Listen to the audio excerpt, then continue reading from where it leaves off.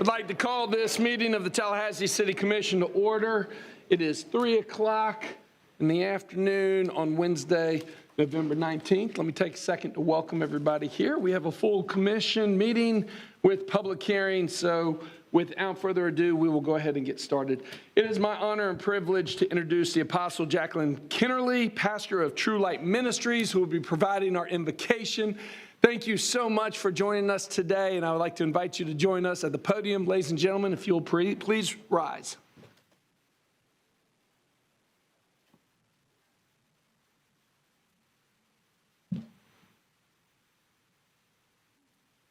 In the words of Isaiah 32:18, and my people shall dwell in a peaceful habitation and in sure dwellings and in a quiet resting place. Dear Lord, I lift this city up before thee. Let your peace settle on every street, every person's mind, like a calm river that never runs dry. Quiet the noise of fear and silence every voice that brings confusion. Cover homes, schools, shops, marketplaces, and neighborhoods with your gentle presence. Bring stability to troubled areas and let your comfort rest on those who are anxious. Heal the places that have been shattered by violence or sorrow. Let the people wake up with hope instead of fear. Let families walk freely without looking over their shoulders. Let every person, young or old, feel a deep sense of safety because your peace, your presence is with us. Surround this city, dear Lord, with the light of your presence and keep it strong under your watchful care. In Christ's name we pray. Amen. Amen. Amen. Ladies and gentlemen, if you will join me in the Pledge of Allegiance. I pledge allegiance to the flag of the United States of America and to the republic for which it stands, one nation, under God, indivisible, with liberty and justice for all. Pastor, thank you. What a beautiful way to start our city commission meeting. It's always an honor and privilege to have you here, and it was so much fun to celebrate with your family at the road dedication not too long ago. So it's great to see you. Thank you so much. All right, Mr. Manager, walk us through any and all agenda modifications, please, sir. Yes, sir. Thank you, Mr. Mayor. Item 5.03, which is a presentation for Fraud Awareness Week, has been added to your meeting materials. Okay. Item 7.01, which is the Independent Ethics Board Annual Report. That's been updated to include recommended actions at the request of Dwight Floyd, our independent ethics officer. And then items 8.02 and 8.12 have been pulled and renumbered as 9.01 and 9.02 respectively. Okay, so 8.02 and 8.12 have been pulled off the consent agenda, correct? Yes, sir. Okay, and then additional information has been provided on 7.01, correct? Yes, sir. Okay, colleagues, any questions to the agenda modification? We have 3 presentations. If my colleagues would like to join me at the podium at the well.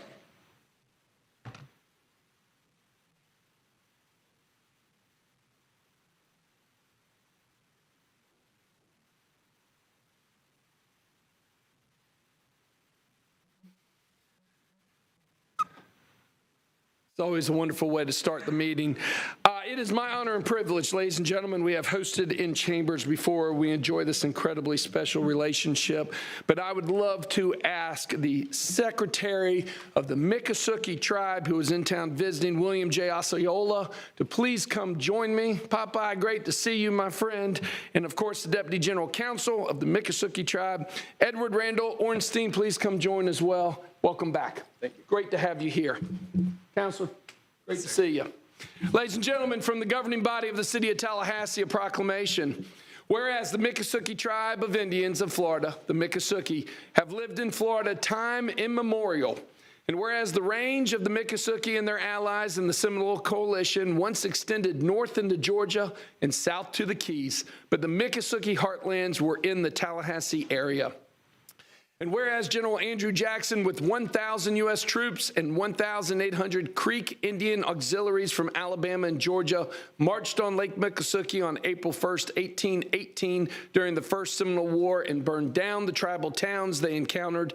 And whereas many Miccosukee remained in the early territorial era, but the Miccosukee were last in resistance in the Tallahassee area on the eve of the Second Seminole War, when the war chief Tigertail crossed paths with Governor Call, then a general, and spoke to him on the road before the two met in battle along the Withlacoochee River.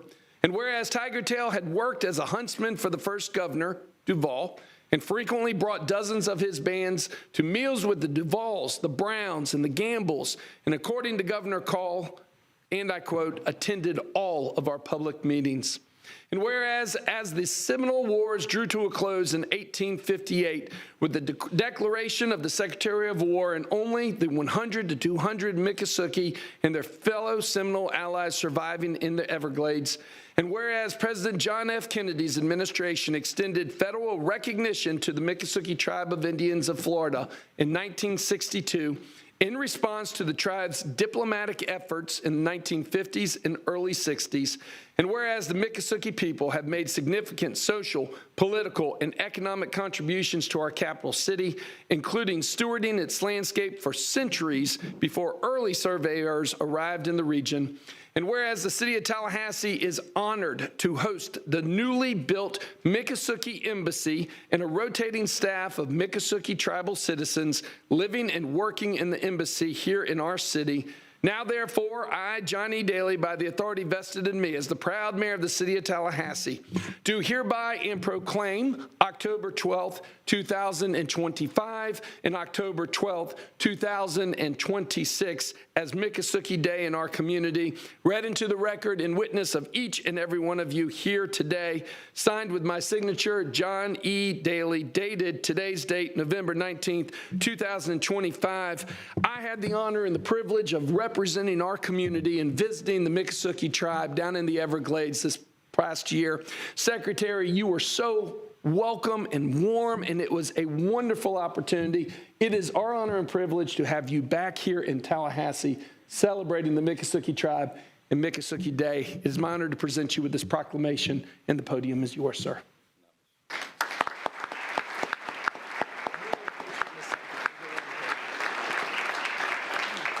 Hi, everybody. Shinabasha for having me up here. Chao Chifko, Popeye, Amaho Chifka, Fuja, on Migashoget, on Fojon Billy Cypress, on Fojon Evelyn Cypress. My name's Popeye. I'm a bird clan from Miccosukee, and I just wanted to also mention my grandfather Billy Cypress and my grandmother Evelyn Cypress, who were instrumental in building up our tribal government, and I'm only standing here today because of the work that these elders before me did. And I do want to shout out my ancestor, Miccosukee ancestor, Tigertail, as well. He's a great example of our connection to the city of Tallahassee. And the fact that somebody like him, way back then, saw the value of engaging with this community on a civic level, on a community level, on a cultural level. That's a thread that we don't want to lose. So Shinabasha to you folks for having us here today, because that allows us to continue to build this future together. You know, I come from education, so there's a few things I like to repeat to people just so that they understand. And I think for you folks, I just want to explain like our perspective a little bit, what Miccosukee sees, what I see as a Miccosukee member today. You know, not that long ago, we went out to Lake Miccosukee to re-engage with our traditional homelands. And when I looked out at Lake Miccosukee, I saw the same thing I saw when I looked out at the Everglades.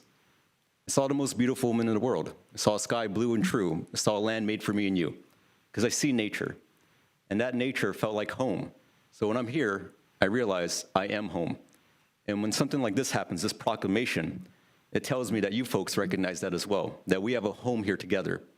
And to me, that means we have a future together. And I think that's a wonderful thing. It always heartens me to see my fellow citizens exercising the great power and great responsibility that comes with your government in a way that benefits us all and makes sure that we all have a future here and a place here together. With that being said, even though this was our home first, we did learn to make the Everglades our home as well. So if any of you folks are ever down in the Everglades, please feel free to reach out. We'd love to host you. We'd love to get to know you. You are our neighbors. You are part of our community as well. So Shinabasha for, again, reaffirming that we are one community. Widow. Thank you.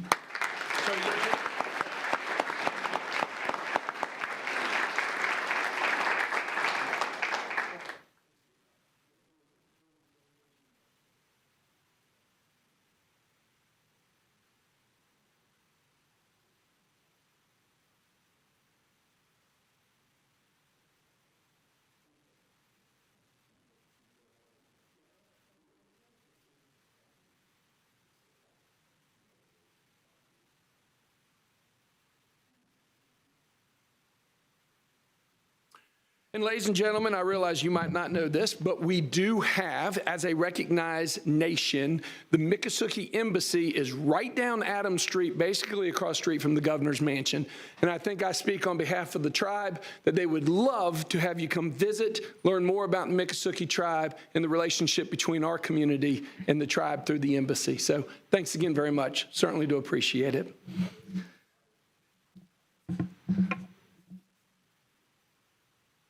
It is my honor and privilege to ask Miss Amy Radar to please come join me.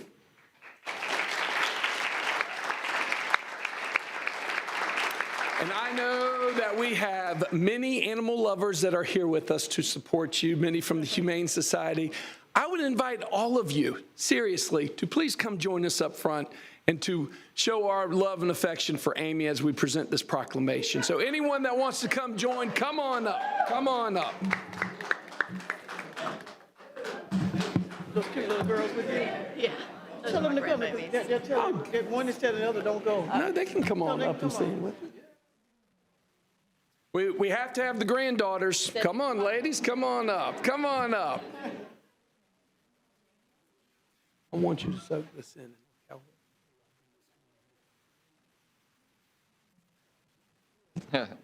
Hello, ladies. I know you're proud. We're all very proud. Ladies and gentlemen, from the governing body of the City of Tallahassee, a proclamation.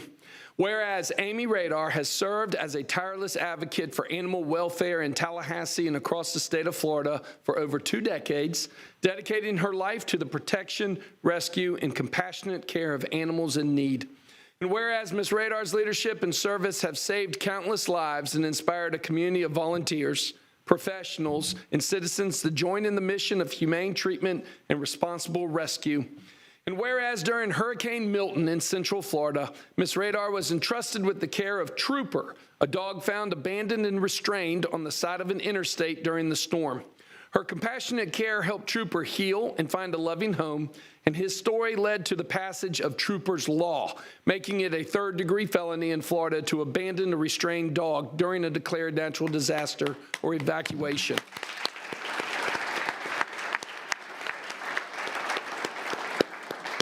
And whereas Ms. Radar's work has garnered international attention and statewide recognition, reflecting her unwavering commitment to animal welfare and her reputation as a trusted leader in the rescue community, and whereas her efforts continue to elevate public awareness around the importance of humane treatment, community resilience, and the power of individual action to create lasting change. Now, therefore, I, John Evans Daly, by the authority vested in me as the mayor of the City of Tallahassee, do hereby recognize Amy Radar for her extraordinary contributions to animal welfare, her compassionate leadership, and her enduring impact on the lives of animals and people throughout our community and beyond. Read into the record in front of each and every one of you here today, signed with my signature, John E. Daly, dated November 19th, 2025. Amy, thank you for all you do.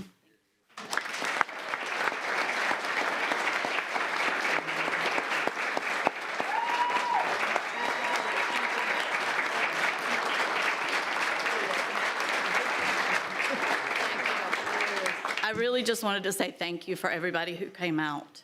I appreciate you all very much. Excellent. Can we get a picture? Yeah. You mind? No. All right, we're going to squeeze in here. Come on, ladies, come on up.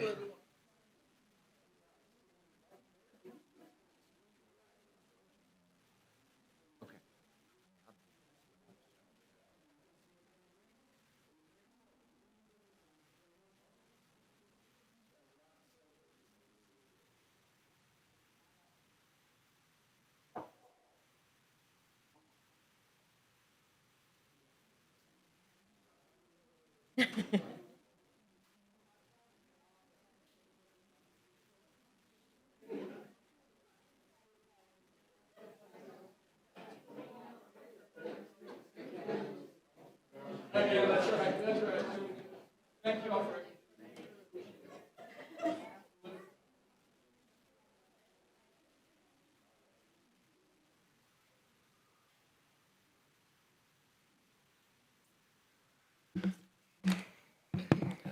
Okay, for our last presentation this evening, let me ask our Inspector General, Dennis Sutton, to please come forward. Now, we have a huge crowd that's going to join us today. We have members of the City of Tallahassee Inspector General's Office, the Financial Crimes Unit of the Tallahassee Police Department, Tallahassee Chapter of the Institute of Internal Auditors, Tallahassee Chapter of the Association of Certified Fraud Examiners. Do we have members of the Sheriff's Department that's here? Everybody come on down. Come on down.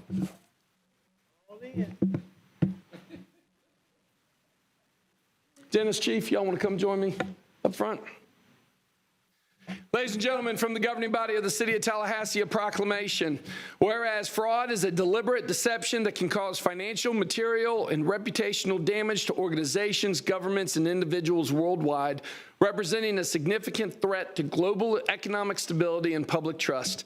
And whereas the costs of fraud are substantial, extending beyond direct financial losses to include increased operating expenses, diminished public confidence in institutions, and the potential diversion of vital resources intended for community service and infrastructure.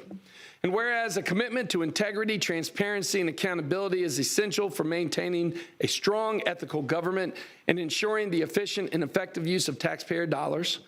And whereas preventing fraud and promoting ethical conduct requires a collective effort involving a partnership between public officials, private citizens, professional organizations, and dedicated internal control personnel. And whereas we recognize the commitment and expertise of auditors, investigators, accountants, internal control specialists, and compliance officers who work diligently every day to establish safeguards, detect illicit activities, and educate the public and their colleagues on the risks and methods of fraud. And whereas citizens, employees, contractors, and vendors who remain vigilant, report concerns, and adhere to strong ethical standards are the first line of defense in cultivating a culture of honesty and responsibility. And whereas Fraud Awareness Week, an international effort, serves as a vital opportunity to heighten public awareness about the pervasiveness of fraud, to promote anti-fraud training and education, and to encourage best practices in risk management and control.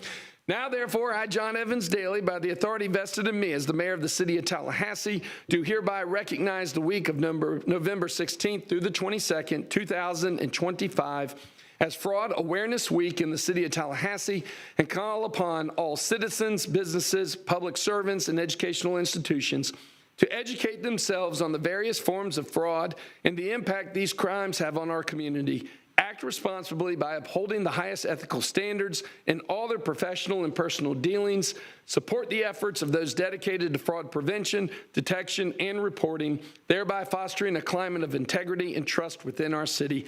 Read into the record in front of each and every one of you here today, signed with my signature, John E. Daly, dated on November 16th, 2025, to mark the beginning of the week. It is my honor and privilege. Dennis, I'm going to present this to you as our Inspector General, Auditor General of the City of Tallahassee. Thank you so much, sir.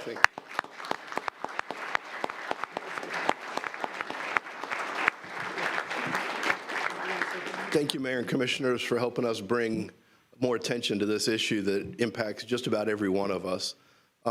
Just real quick, everybody that's either had their credit card stolen or their identity stolen, raise your hands. Look, it's most of the people here. It's something that impacts every single one of us. And these are the folks right here that are on the front lines helping prevent these types of things from happening and prosecuting the criminals that do it to us.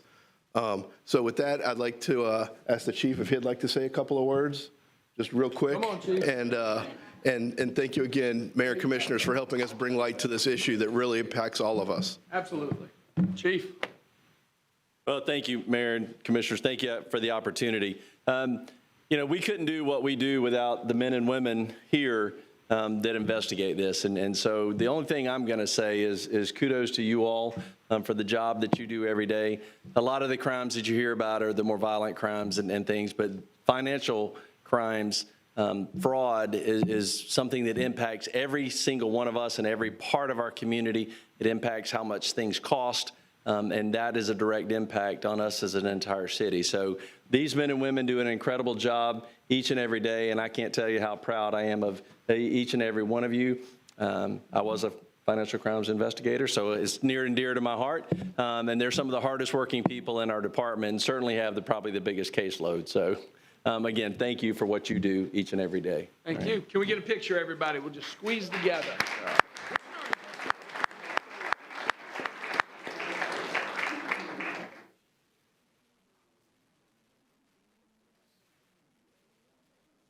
Thank you all so much.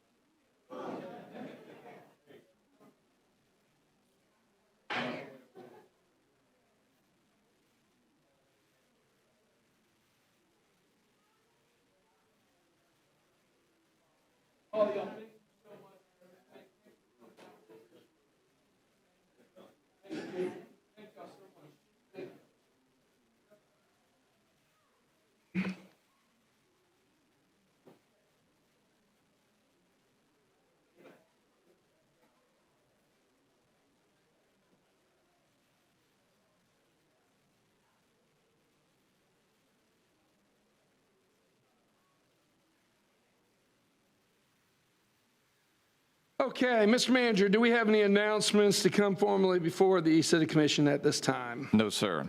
Okay, do we have any appearances? We have one appearance by another governmental entity, the Independent Ethics Board 2025 Annual Report. Mr. Manager, you want to introduce the ethics officer? Yes, sir. Mr. Mayor, thank you. If I could invite Dwight Floyd. Dwight is, as I think we all know, he's the Independent Ethics Officer. He's been doing a great job, and each time this year, Dwight presents the annual report from the Ethics Office to the City Commission. He's here once again with the annual report. Mr. Floyd, great to see you. Thank you. Floor is yours, sir. Thank you, Mayor. Greetings, City Commission members. It is my pleasure to see you all. You're looking good and look like life is treating you well, and that's good. Thank you. To the City Manager, City Attorney, Treasurer Clerk, it is always good to see you all. And as I give a report, I want to say that I am grateful for the rapport that my office has with many of you and many on the staff. In order for us to be successful in many of our endeavors, it requires coordination and input from the city. And without question, the city has gone above and beyond in assisting us in providing feedback. The City of Tallahassee ordinance requires that the Tallahassee Independent Ethics Board provide an annual report. This report today is positive, and the outlook is positive. But there have been challenges. Due to the 2024 legislation, the board is limited in some capacities, and that has affected the ability in a couple of instances at least to conduct investigations. There was a third incident that involved one or more city officials that participated in a fundraiser via FSU that was on the radio.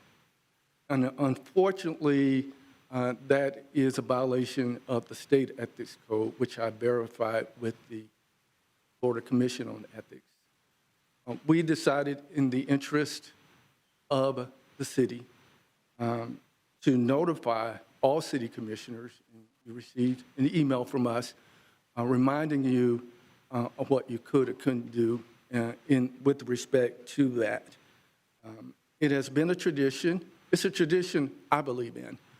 However, it does go against state statute. So it was important that we share that with you to keep you out of trouble. In spite of what a lot of people think, we're not here to get people in trouble. We're here to maintain the integrity of our government and to serve its purpose, help serve its purpose for the citizens of Tallahassee. The city is growing in leaps and bounds, and as it grows, the board remains mindful of the ethical standards in place. Standards intended to ensure that the resources gathered in the name of our citizens are used appropriately and decisions are made with the utmost integrity. The board places a strong emphasis on training, and the response to it has been very positive. One of my roommates, and I call him that, John, what's John's last name? Reed. No, my neighbor, John Powell. I don't know why I just had one of those moments. But John Powell, who's over construction, is my neighbor, and we talk from time to time. And he gives me good feedback. I can count on him to give me honest feedback. His feedback this year was that this was the best training so far, and he didn't think we can top it. So that created a challenge. So we're already working on next year to top what we did this year in terms of making it relevant and resourceful for employees. And even today, I hear from employees, I hear positively from employees. I mean, in fact, I did today. People I don't know who let me know that they received the training and that it was very positive. And that wasn't the case when I started almost 6 years ago. The campaign contribution refund program is more active. It's not bustling, but we've received twice the number of applications that we normally do, thanks to some of the candidates who have emphasized it, and we've done other things to try to get the word out on the program and what it means. So we're happy with that. The board has a strategic plan. I bring it to them every year. It plans for 3 years out, and that sets my agenda. So I don't decide day to day what I'm going to do. It's decided year to year what is expected of me and what I am to fulfill.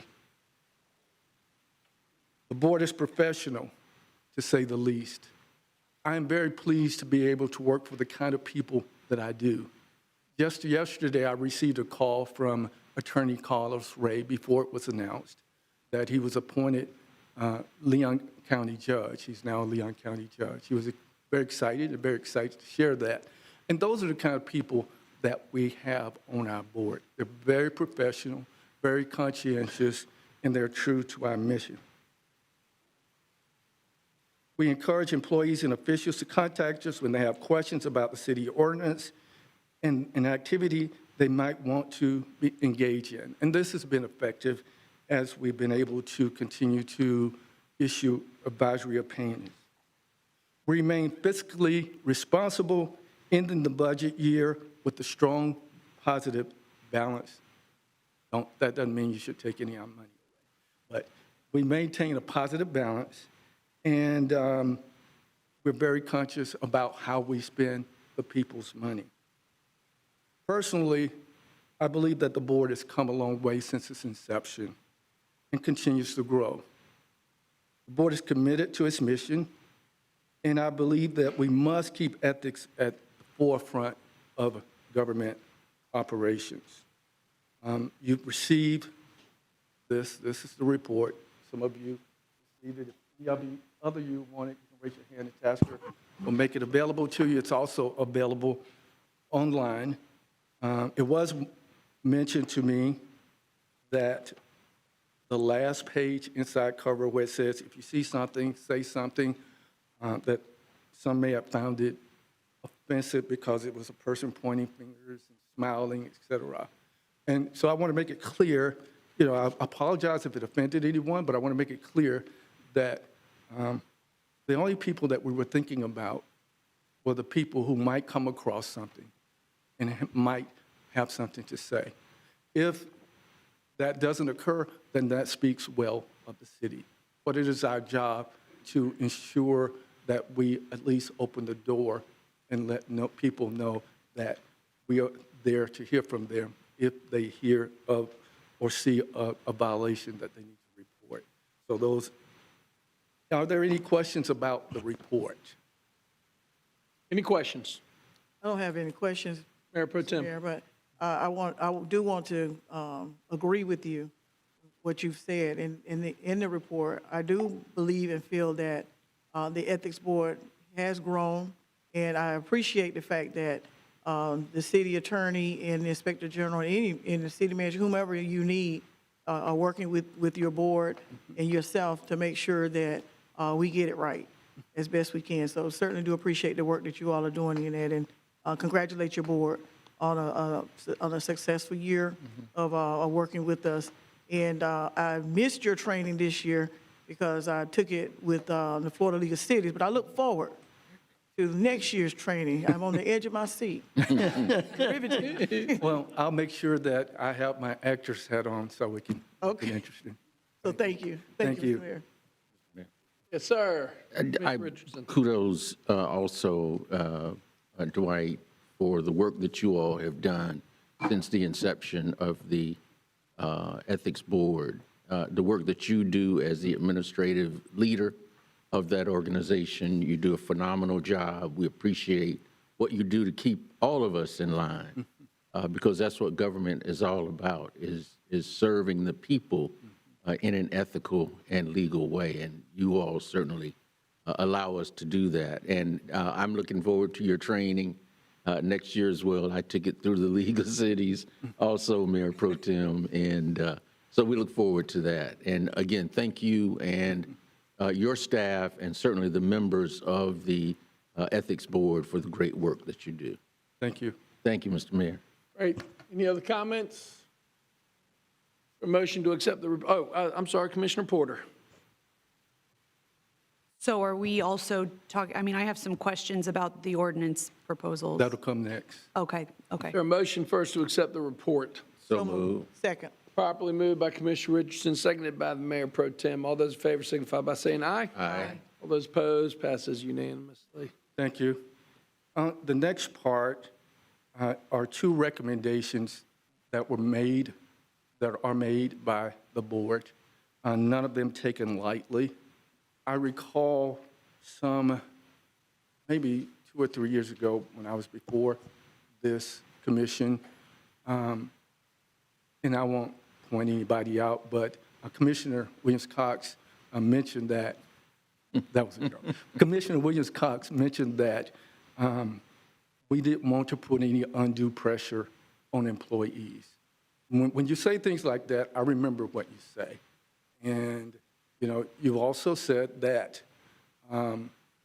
the Ethics Board should follow the same requirements that other people have to follow. We heard that. And so in this first proposal, what we're attempting to do is address those issues. It brings the Ethics Board under the Ethics Code with regard to being covered individuals like other boards. It separates, there's a section in 2-4 where it puts a qualification on covered individuals where it says you can't exceed, if you have purchasing authority exceeding $35,000, that's combined with the reference to financial disclosures. So in my interactions, people will sometimes find that confusing because it's like the two go together, but they don't. So we were simply separating those.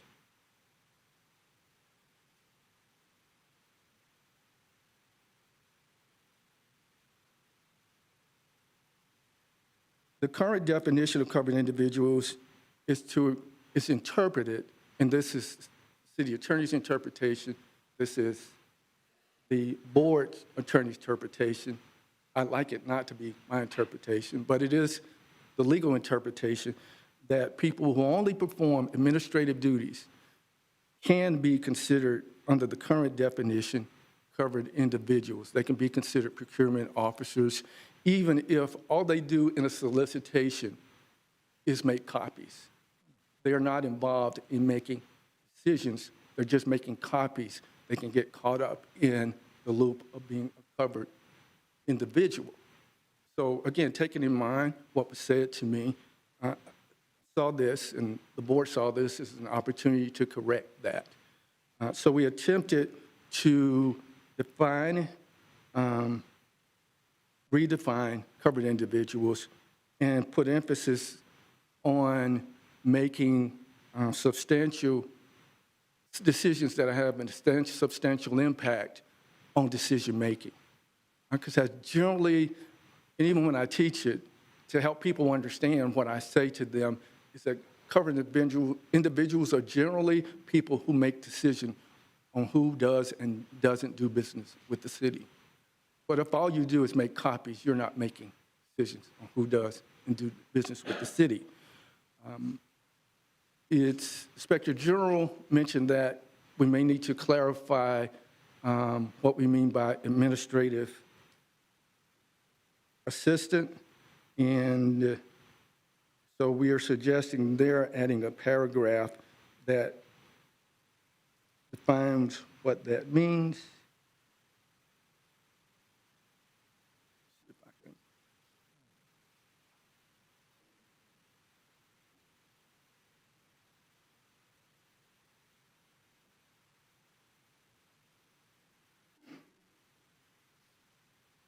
Okay, I don't have it in this set of notes, but I can provide it.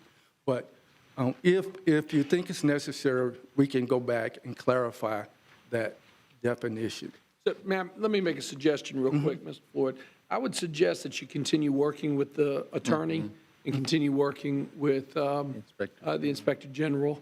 And then when it's ready to come back, they can bring the agenda item back in consultation with the manager under general business, and we'll take it formally from there. I don't think it's ready for any type of formal passage tonight, though, because I know that the attorney and Inspector General, at least in my briefings this morning, still had some questions in regards as well. So why don't we continue to work on And I would like to know what all of them are. I've gotten it in bits and pieces, so I would like to know what all of them are. And, you know, I have no problem with working with them. Great. Wonderful. Okay. Sound good? Mr. Mayor, Madam if I could Attorney? just make a comment procedurally. So the commission wouldn't be able to move this forward because it wasn't noticed for introduction. So if it's, I think the intent was to introduce it sort of informally, not in a legal way, to the city commission so that it could be considered. And then it would have to come back as an introduction of ordinance and then as a public hearing. So, and I've had that conversation with Mr. Floyd. So. Okay. So that'll work. All right, so are we all on the same page? Sure. Mr. Floyd, thank you very much. Commissioner Porter had Oh, Commissioner Porter, I'm sorry. Thank you, Mr. Mayor, and thank you, Mr. Floyd. I have a question about the definition of covered individual and people serving in administrative roles. Are those same people, I mean, I don't think there's anyone who just makes photocopies. You know, these are people who still have access to sensitive information. And so that is concerning to me. I'm not sure I'm comfortable totally removing someone in an administrative role just because they're not a decision maker from being covered, because they still have access to highly sensitive information that could be misused, you know, and if so, they should be held accountable. Yeah, and I agree with you. I think that, and that was brought to my attention, but that's actually under use of disclosure of public information. And regardless of what we do here, if they disclose non-public information, they would be covered on a different ordinance. So this does not release them from that responsibility. Okay, thank you. Commissioner Mallow. Thank you, Mr. Mayor. I guess I'm wondering if we're not going to move to an introduction of ordinance, and we wanted to move to the conversation to include comments from the Inspector General and the attorneys, can we schedule a general business item that's not an introduction of ordinance to hear the input from our appointed officials before moving forward? Yes. Okay. Then I'll make a motion that we schedule a general business item to hear from our appointed officials before moving forward. You understand, Madam Attorney, board would like to have a discussion before we formally move forward with the announcement. We're going to put an extra step in. Would that be at a commission meeting or just a separate meeting? That'll be at a commission meeting. Okay. Properly noticed. All right. Okay, it's been properly moved by Commissioner Matlow. Is there a second to the motion? Second by Commissioner Porter. Mayor Pro Tem, you're recognized. Just a question, I'm not sure of, Mr. Floyd, what was your timeline? We're good. We won't be available in December, but we'll be available in January moving forward. And that should give us time to talk with the city, further with the city attorney, inspector general, and iron out anything that we need to iron out, and bring it back properly with the assistance of the city staff. Thank you. All right, all those in favor of the motion signify by saying aye. Aye. All those opposed, passes unanimously, even though the item will be coming back. And we simply had a motion to accept the item as presented as well. Mr. Clerk, did we have anybody from the public that wanted to speak on this? Thank you. No, sir, we did not. Okay, excellent. Thank you. Ms. Floyd. We're on the consent agenda. Is there, Mr. Clerk, is there any public comment on an agenda item that has not been pulled from the consent agenda? There is none that I'm aware of, and I'm just making a quick look as this is our first item. But no, I don't see any additional information Excellent. from my staff. Move consent agenda. Second. Consent's been properly moved by the Mayor Pro Tem, seconded by Commissioner Richardson. All those in favor signify by saying aye. Aye. All those opposed, passes unanimously, 5-0. We are now on item 9.01, formerly 8.02. Mr. Manager. Thank you, Mr. Mayor. Item 901 seeks your approval for the acceptance of the U.S. Department of Justice fiscal year 25 COPS hiring grant. This grant is approximately $600,000. It'll be used to hire officers in the Tallahassee Police Department. Police Chief Lawrence Revel is here if you have any questions. Excellent, wonderful. Commissioner Porter, you pulled the item. You have the floor. Thank you, Mr. Mayor.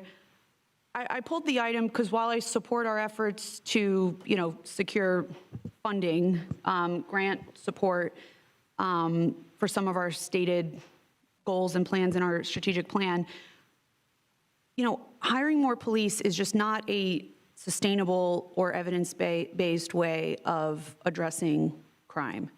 And we've had conversations about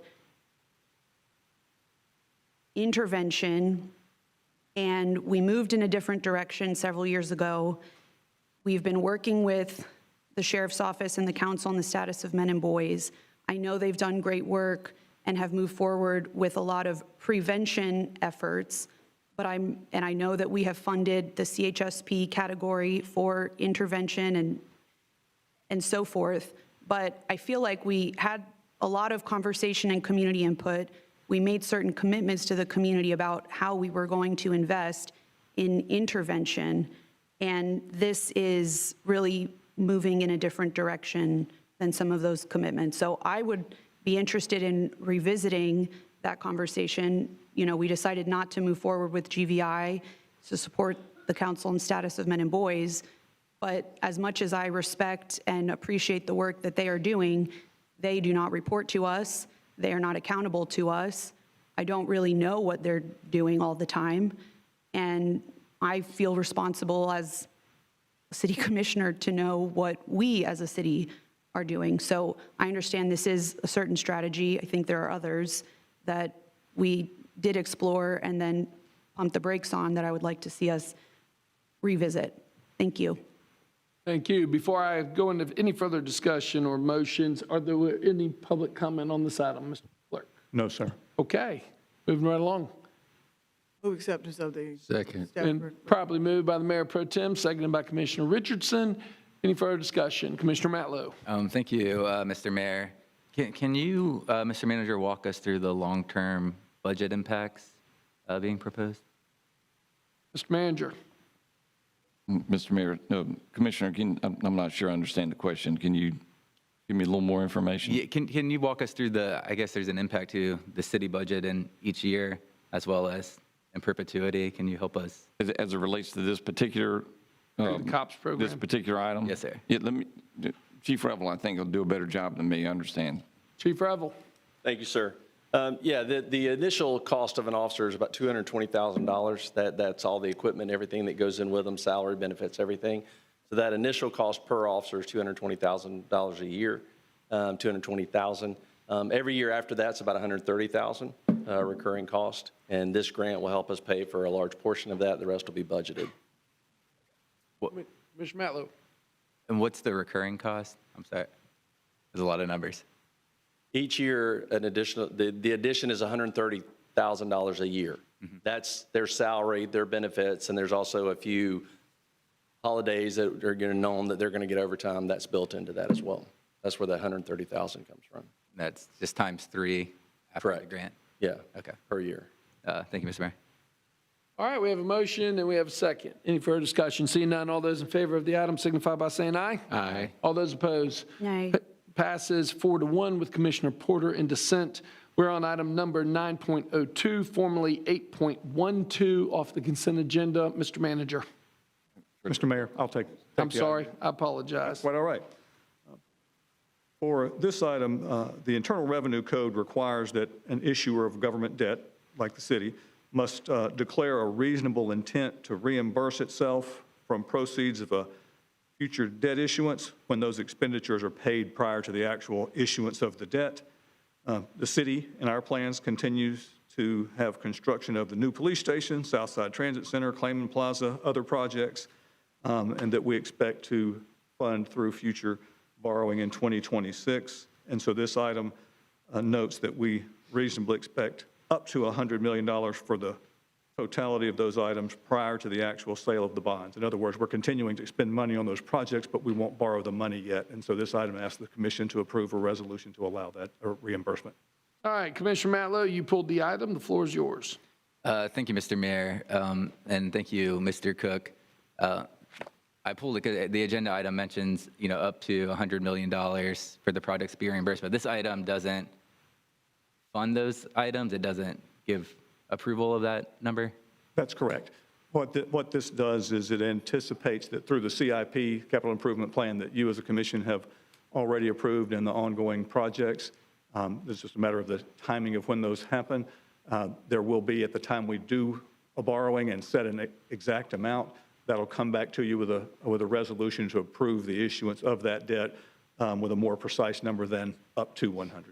Okay, thank you. And I'll make a motion for approval. It's been probably moved by Commissioner Matlow. Is there a second to the motion? Second. Seconded by the Mayor Pro Tem. And just a follow-up comment, and part of the reason I approved it is I think we need an update on all of these projects and the total line item for the police station. I'm not sure the Clayman Plaza, all the repairs that are proposed here, but I know long-term garage project, just giving us an update on what those projects are, what the top dollar amount is. I don't think we've quite seen that, fleshed out. We've seen it in CIPs over years, but we never looked at each project individually and the total cost. So I would like to see that come back. Thank you, Mr. Mayor. Before we get further down, Mr. Clerk, do we have any public comment on this item? No, sir. Okay. Mayor Pro Tem. Thank you, Mr. Mayor. And Jim, thank you for thoroughly explaining what this all means and doing our briefing.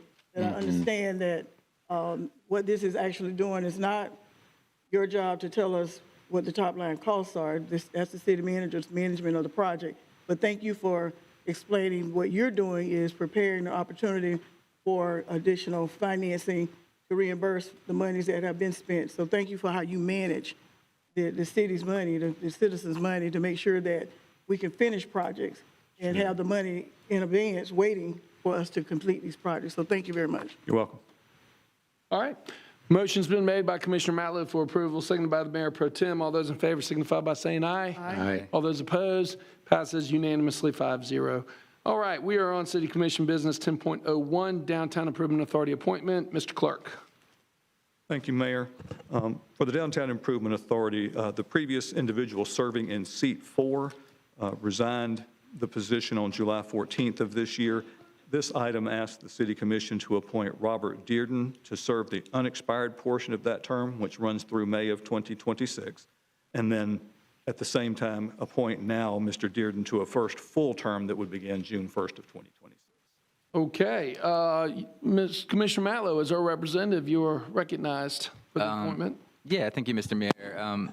First off, I want to recognize our director, Mr. Mathis, who's with us today, and also highlight a great project that was accomplished. We applied for a grant along with COCA to bring live music to downtown Tallahassee for 3 years. Took a lot of community votes, and was announced yesterday that we did secure that grant. So there'll be live music coming to downtown Tallahassee for 3 years, courtesy of the work from COCA and DIA. So I wanted to highlight that.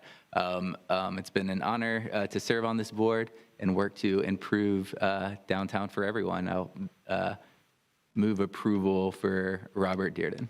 Second. Been probably moved by Commissioner Matlow, seconded by Commissioner Richardson. Do we have any public comment on this item? No, sir. All those in favor signify by saying aye. Aye. All those opposed? Passes unanimously 5-0. 10.02, the election of Mayor Pro Tem. Mr. Clerk. Mayor, as you are all aware, a mayor pro tem is selected annually from the members of the City Commission to serve in non-election years. This is to occur in the first November meeting of the City Commission, which we are in this evening or this afternoon. And the election of the mayor pro tem is here for your selection tonight. Excellent. Madam Mayor Pro Tem, thank you for your service for the past year. You're recognized for a motion. Thank you, Mr. Mayor. It's been my plum pleasing pleasure to have served as Mayor Pro Tem. And in that, I would like to keep this positive flow going, I would like to nominate the Dean of the Commission, Commissioner Curtis Richardson. I will second that. Further comment? Commissioner Matlow. Thank you, Mr. Mayor. I know we have this conversation every year, but it always seems pointed that Commissioner Porter gets overlooked for the position of Mayor Pro Tem. In the entire history, at least my lifetime of City Commission, this position has been rotated with each member of the commission having an opportunity to serve. Currently, all of us have had the opportunity to serve, except Commissioner Porter, who gets passed over. Frankly, it feels targeted and wrong. So I'll make a substitute motion to appoint Commissioner Jack Porter as Mayor Pro Tem. Second. There's a substitute motion for Commissioner Porter to serve, made by Commissioner Matlow, seconded by Commissioner Porter. I will not be supporting the substitute motion on the table. This is business. This is not personal.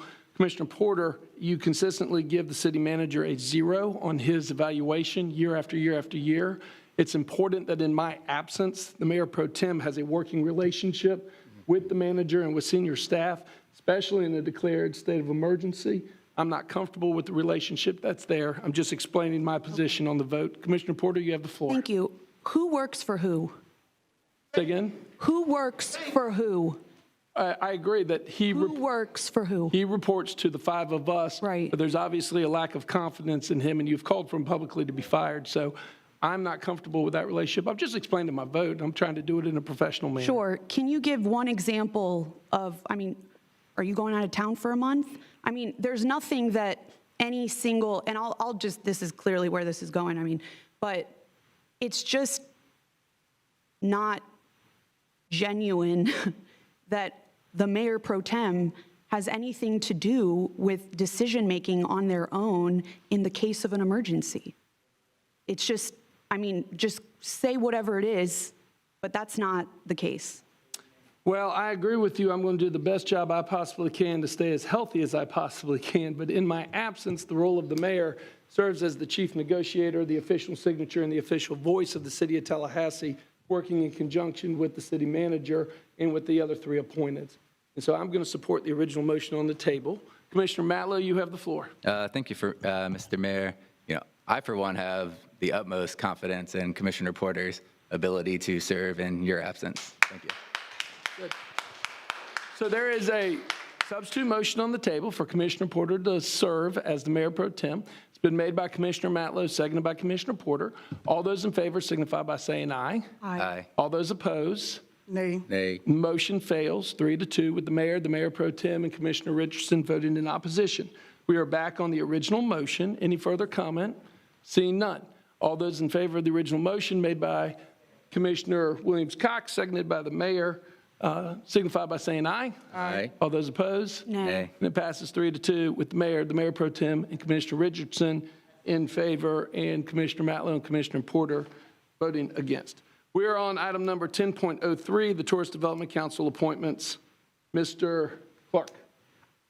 Mayor and Commissioners, the Tourist Development Council has 9 voting members. Those members include 2 city commissioners. Commissioner Diane Williams-Cox and Commissioner Curtis Richardson have most recently served as the city's representatives on terms that have recently expired. This item seeks the City Commission's appointment of 2 members to those seats to serve for a 4-year term that will end December of 2029. Both Commissioner Richardson and Commissioner Williams-Cox are interested in continuing. Both are eligible, but the decision is yours. Okay, do we have any public comment on this item? No, sir. Looking for a motion. Move for the reappointment of Commissioner, I'll make the motion. Is there a second to the motion? Second. Seconded by Commissioner Richardson. Any further conversation? Seeing none, all those in favor of the motion made by the mayor, seconded by Commissioner Richardson, signify by saying aye. Aye. All those opposed? Nay. Passes 4-1 with Commissioner Matlow in opposition. Any other appointments come before the City Commission at this time? No, sir. We're on the introduction of ordinance 11.01. Madam Attorney. Thank you, Mr. Mayor. Item number 11.01 is the introduction of ordinance number 25-0-23, an ordinance of the City of Tallahassee updating the capital improvements element of the 2030 Tallahassee-Leon County Comprehensive Plan, providing for severability and conflicts, and providing an effective date. The recommended action is option 1, introduce ordinance number 25-0-23, and set the first and only public hearing for December 10, 2025 at 6 p.m. in the City of Tallahassee City Commission chambers at City Hall. All right. There is no action to be taken except for the introduction. I'll call for a ceremonial vote in just a second. Is there any public comment on this item, even though No, it's sir. just the introduction? No, sir. Okay. move for introduction. Properly moved for an Second. introduction. Seconded by Commissioner Richardson. All those in favor signify by saying aye. Aye. All those opposed, passes 5-0. 11.02, Madam Attorney. Item number 11.02 is the introduction of ordinance number 25-0-27, an ordinance of the City of Tallahassee, Florida, amending Chapter 9 of the Land Development Code concerning certified recovery residences, providing for conflicts, severability, and an effective date. The recommended action is option 1, introduce ordinance number 25-0-27, and set the first and only public hearing for December 10, 2025 at 6 p.m. in the City of Tallahassee City Commission chambers at City Hall. Mr. Clark, any public comment? No, sir. Ceremonial motion to approve So moved. by the Mayor Pro Tem, seconded by Commissioner Richardson. All those in favor signify by saying aye. Aye. All those opposed, passes unanimously 5-0. 11.03, Madam Attorney. Item number 11.03 is the introduction of ordinance number 25-0-28, an ordinance of the City of Tallahassee, Florida, amending chapters 16 and 17 of the Code of General Ordinances, providing for conflicts, providing for severability, and providing for an effective date. The recommended action is option 1, introduce ordinance number 25-0-28, and set the first and only public hearing for December 10, 2025, at 6 p.m. in the City of Tallahassee City Commission chambers at City Hall. Mr. Clerk, any public comment? No, sir. Ceremonial motion to approve. Second. Made by Mayor Pro Tem and seconded by Commissioner Richardson. All those in favor signify by saying aye. Aye. All those opposed, passes unanimously 5-0. Any other ordinances to be introduced this evening? Seeing none, we're on policy formation and direction 12.01. Mr. Manager. Thank you, Mr. Mayor. Let me ask Fire Chief Gene Sanders and Union President J.P. Collin to join us on this item. This seeks your approval for a memorandum of agreement with the Tallahassee Professional Firefighters, IAFF Local 2339, to implement a fiscal year 26 step progression for newly hired and promoted firefighters. This provision was not included in the current contract that we have in place, but it is one that's been recommended by the fire chief and the union president. They presented this to me and my executive staff. This is an important provision, mostly involving some of our newest hired firefighters that were hired last fiscal year and that have done a good job, but by way of the contract would not be eligible or actually did not receive a step in October like the rest of their peers. This is an important issue, one that I think the chief and union president have made a compelling case for. Since it's not in the contract, it requires an amendment. This is not subject to interpretation. This would be an amendment which takes your authority to do. I'd like to ask the fire chief to make a few comments on this. I think they'd be helpful. Sure. And then I recommend your approval of this item. All right, Chief. Thank you, Mr. Manager. Good afternoon, Mayor, Commissioners, appointed officials. As the manager stated, we're requesting your approval of an amendment today. It's Article 12.3 of the Collective Bargaining Agreement, and this amendment would allow firefighters who were hired after the contract was ratified, hired or promoted after the contract was ratified in October of last year. The current agreement provides for 4% step progression for firefighters or those who were promoted that have completed probation at the start of FY '26. The contract also prohibits step increases for those who are still on probation, as the manager stated. As a result, newly hired, recently promoted firefighters, many of whom performing exceptionally well, would be excluded from the FY '26 step unless this language is amended. Just a little point of information, since November of last year, we have successfully hired 51 firefighters. Incredible. That's the largest number that we've hired in over 30 years in a one-year period. That is a significant feat. We've also made numerous promotions to ensure our department remains strong, responsive, and committed to delivering top-tier service to this community. However, under the current contract language, these individuals would not receive the FY '26 step increase. President Collins and I have discussed this extensively, and we both agree that the contract language prohibits the increase. But at the same time, many of those affected were unaware that they would not receive this annual step due to absence of clarifying language in the contract. In my continued support and effort to recruit and retain the highest quality workforce, I asked President Collins and the city manager for a meeting. We did request the city manager to consider a MOA to provide the step increase for these well-deserving employees. So today, we're asking for your approval, and President Collins and I are here if you have any questions. President Collins, you want to provide a couple comments too, or? Excuse me. No, what Chief Sanders is accurate. With the current language in our contract, it does kind of withhold these group of men and women from getting the step raise. Being that this year was a step raise, there's different qualifications versus an across-the-board raise. So that's kind of why we're in this situation. Again, with y'all's approval, this would take care of those guys. And again, looking forward, helping with the recruitment and retention of our firefighters. This is great. Mr. Clerk, do we have any public comment on this item? No, sir. I fully endorse it and think this is the right move. Absolutely. I appreciate your leadership, gentlemen. Chief, in particular, this has been a fantastic year for hiring. I have been to every single swearing-in ceremony. I am constantly impressed with the level and talent of all the men and women of Tallahassee Fire Department. This is the right way to go. I will make the motion for approval. Is there a second? Second. Seconded by the Mayor Pro Tem. Any further comment? Yes, sir. Mayor Pro Tem? I too am wholeheartedly in support. And what I really like most is looking at where we've come from. To see the two of you standing there in agreement really speaks volumes to our community, because we know where we've been and we know where we're not trying to go back to. And so thank you both for looking out for those individuals who have taken a chance to come and provide this public service for us. And I think that is only right that we make it right for them. So thank you for coming forward with this recommendation.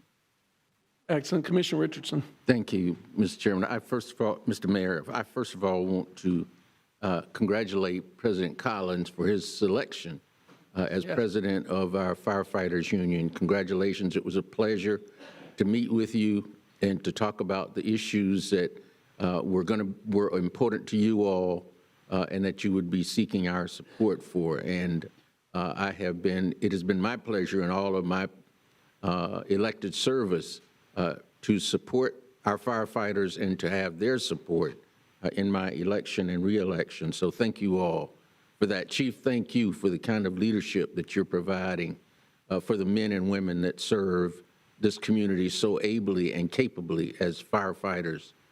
We thank them for that service and certainly want to make sure that those who have come on board at a certain time because they didn't make a certain time, if you will, that they are adequately compensated for the tremendous service that they provide. And you can count on my continued support. I'm sure that this commission will support you in your efforts to provide such an invaluable service to our community. So thank you for that.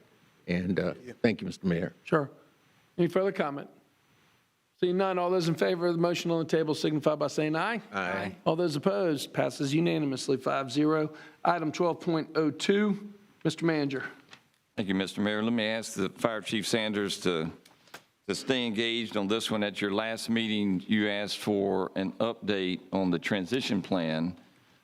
As has been well discussed, there's a little less than 3 years remaining in the interlocal agreement between the city and the county that provides that the city's fire department will also serve that incorporated area. This is done through contractual terms that'll end at the natural expiration date a little less than 3 years from now.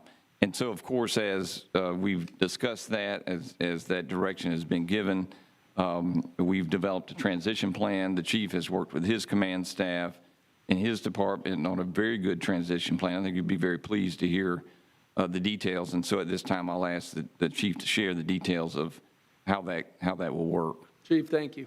Yes, sir. Thank you, Mr. Manager. Mayor, Commissioners, again, thank you for your support on the past item. On behalf of the men and women of the organization, we really appreciate your continued support. As we transition to providing fire protection exclusively within the city, I want to emphasize that there will be no reduction in our staffing levels. Great. All employees currently assigned to the county-operated stations will be realigned to city stations. We have conducted a comprehensive evaluation of our operational response model and the most effective utilization of these personnel as they transition into city operations.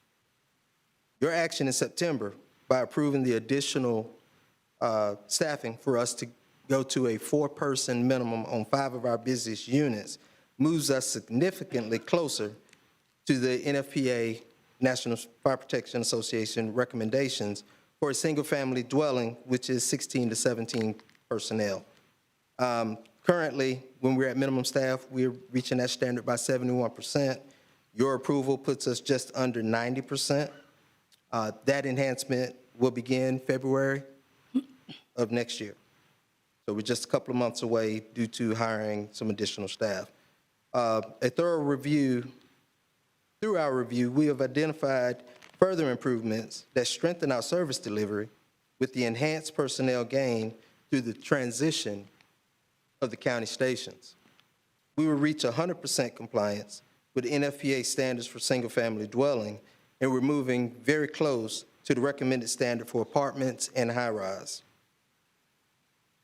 Today, the fire stations in the county, there's 5 stations, and they're staffed with 3 people, totaling 45 personnel across those stations. After separation is complete, we will implement a dedicated manpower unit. It's a piece of equipment we already have in our fleet. We tender it now. We won't tender it anymore. We will staff it with 4 people, and it will be responding to all those critical incidents and structure fires, which will bring our number for a single-family dwelling up to 23. The standard for an apartment is 27. So we're right there on the cusp of that on an initial alarm. These changes will ensure that we have staffing resources necessary to mitigate emergencies while protecting both our residents and our firefighters' safety effectively. A redesign of Station 17 on Lake Bradford is also critical to our response model. Updating the station to more city operations will allow us to enhance response times in that area. And the city will accommodate many of those employees that are transitioning from the county operated fire stations. They will be housed at Station 17. So we have adequate staff as we sit right now. The full integration of our expanded workforce into the city operational structure. So by focusing our services exclusively in the city limits, we anticipate a substantial reduction in our response time. We continue to evaluate additional operational improvements made possible by increased staffing, all with the overarching goal of strengthening the level of service we provide to our community. So in closing, again, thank you for your support, your leadership, and I'm happy to answer any questions that you may have. Excellent. Mr. Manager for comment. Yeah, Mr. Mayor, thank you. I'd just like to reiterate what the fire chief said. From my point of view, the fire chief and his staff are experts, and we're very fortunate to have them serve our community. And as we develop our strategic priorities and kind of strategic roadmap, it's incumbent upon me and my staff and those that work with the fire department to listen closely to what the chief and his staff have to say. This particular issue related to staffing at a scene. So the response to a scene, what he's talking about. So he went very deep and technical beyond all of our knowledge, of course, but he kind of laid that out. You need a lot of resources to operate safely and effectively. And so as I've listened to him talk about this priority for some time now, this isn't new, with this inrush of manpower with firefighters, we're able to accomplish something that would be very difficult to accomplish, but is one of the highest priorities of the chief and his staff. And so I just wanted to point that out. I think there's a real opportunity here, and I think that's one that the city's residents will benefit from very, very quickly because of this. I think he has a great plan. I know the firefighters support it, and I'm looking forward to it. Thank you, Mr. Mayor. Excellent. Mr. Clerk, do we have any public comment on this item? We have one speaker on the item, Mayor. Let's go ahead and, Chief, if you don't mind, we'll hear from the public, then we'll come back and see if we have any questions and discussion. Very good. Speaker Stanley Sims. I shall refrain providing the directions. I think you know, sir. Your name and address for the record, please. My name is Stanley Sims. I'm at 1320 Avondale Way in the county. My son is a firefighter, so I'm personally a strong advocate for firefighters. I even want to thank Chief Sanders for the extra grace of understanding and allowing me to be me. But Mr. Mayor, I'm really sad, disappointed, as you would say, Ms. Cox, of this divorce. And I just really wish and pray that within these remaining 3 years, cooler heads would prevail. And I know that kind of sounds strange coming from someone like me. But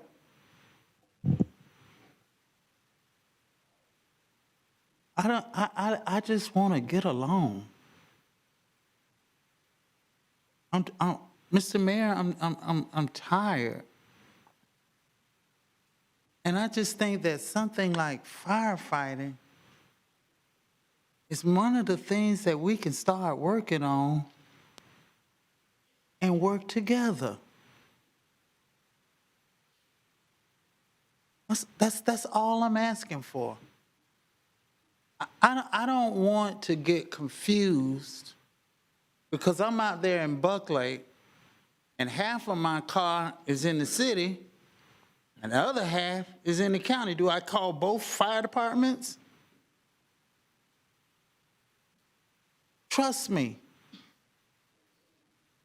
when your house is on fire, you don't care who comes as long as they got some water. You don't care if they're a Democrat or a Republican. You don't care if it's a fireman from the city or a fireman from the county. But this, Mr. Mayor, this is going to fall on us. As taxpayers, I think this is going to be an increased cost. I'm giving you my other 27 seconds. Next speaker, please. That's the only speaker on the item. Okay. The action before us is to accept the update as presented. Is there any questions or comments? Commissioner Porter, you recognize. Thank you, Mr. Mayor. And thank you, Chief, for the item and for all your work. And anyone can answer these questions, whoever has the information. Does anyone know off the top of their head roughly what was the county's contribution to the fire budget?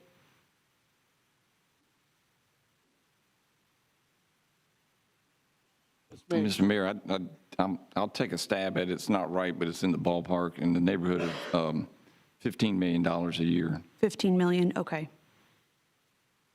It's close. Okay. And do we have any idea of the cost savings to the city, our expenses, when we move forward. So we're not going to be, you know, for example, the stations and the equipment and all of that, the apparatus, you know, we're not going to be responsible for that anymore for those few stations that will go to the county. Do we have any idea of the cost savings? Mr. Mayor. Yeah, Commissioner, I think I could probably best answer it just almost theoretically. You know, there's been a lot of discussion about it. We know today that the county is not contributing at its rate of cost for the operation. So we understand that. That means the city's residents are subsidizing the county's residents. Moving forward, we intend to present a higher level of service in the city. So that budget detail will have to be worked out. We've not done that yet. So I don't know that I can give you a number, but that would be kind of the concept. We know that the city's residents are subsidizing the county's residents today to the extent that subsidy supports certainly a higher level of service in the city in the future, but the net, we haven't determined that yet. Okay, thank you. And part of what I'm trying to get at, not only just understanding what's going on in the bigger picture, but wanting to make sure, of course, that we can afford to keep all of the staff that we are promising we're going to keep with, as far as I can tell, a hit to our revenue. Even if the city has been subsidizing fire services, that's still millions of dollars that we won't be receiving anymore in revenue. What should we expect as far as a redesign of Station 17?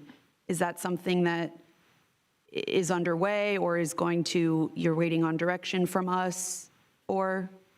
Yeah, so what we've started reviewing the data of what that would look like as far as how many people we would need at that station based on running calls in the city only. I can tell you that a cursory review of response times and calls in the 17 area, Station 17 city area would run about 11% of our overall calls for the year, so that is pretty significant.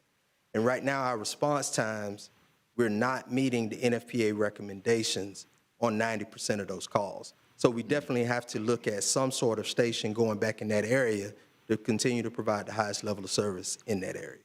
Mr. Mayor, if I can add, thank you, Chief.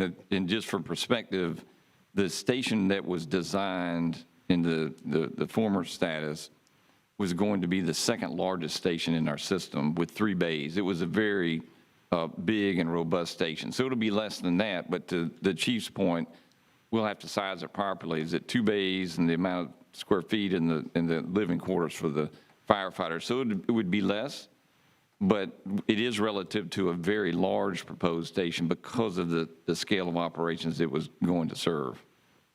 Commissioner Porter. Thank you. So that is, and forgive me if you answered my question. So when should we expect that to come back to us? We're gonna Like, that's We're going to underway. bring that back as soon as we Okay, can. okay. It's underway, yes, ma'am. Okay, great. And then finally, just going back to my previous question. So you do not have any concerns at this point about how we are going to afford to keep all of our firefighters and staff on staff? I don't have any concerns with it. Okay, thank you. All right, any further comments, questions? Commissioner Matlow. Thank you, Mr. Mayor. Good evening, Chief. First off, big thanks to everybody at Station 2. Last night, Cub Scouts Pack 115 came. They put on a great presentation. We appreciate that. Great. To Commissioner Porter's points, and the manager somewhat spoke on it, a higher level of service in the city, that's going to come at a higher expense to our city residents. When can we have an idea? If you're talking about bringing 45 positions from the county into the city, we can do some quick math. That's millions of dollars a year. Are we looking at reductions in other city costs? Are we looking at having to recoup or increase expenses? Because it seems like we can either decrease expenses, that would be layoffs, nobody wants to do that, or we're going to have to increase revenue to provide for them. And we get some clarity on what's being proposed. Mr. Manager. Mr. Mayor, thank you, Commissioner. At this time, I think what I shared earlier probably is is where we're at. Of course, now we're 3 years out from that transition. So there's a lot that will change. We know the budget today. We talked about the redesign of Station 17, so that kind of changes some future expenses. So there's a lot of moving elements on it. And we do know that the city's residents are subsidizing the county. All of that kind of has to mesh. I would expect that to be in future budget cycles. You wouldn't know that today, and you wouldn't have to take action on that in this upcoming budget cycle because this is planning for the future. And so that would be settled over time as you get a better handle on those expenses. Okay, thank you. And I just think over the next year, we need more clarity on what that budget impact's going to be directly. I understand that they might not be pulling their fair share. I also understand that a large portion of our fire budget comes back to the city by way of allocated accounts. We just need to have a real conceptual understanding of if we go down this route, if we're going to end up increasing the fee on our ratepayers and by how much. You know, I don't want to make the decision premature of knowing how it's going to impact people. Then we get so far down the line, and then we need another 20% increase. We need another increase to pay for them. So I think we need to budget that out now in advance of the conversation. I still don't believe a separation is in the best interest. I do think bringing on more additional personnel for that higher level of service is, and we need to have that conversation. For the county fire stations that are in county right now, those would be divested to the county, or they would purchase them? What's the? Mr. Manager. Thank you, Mr. Mayor. I'm going to ask the city attorney to weigh in if she thinks it's appropriate. From the point of view of the fire department and management, we will not need those facilities. So once the transition happens, of course, we have no use for them.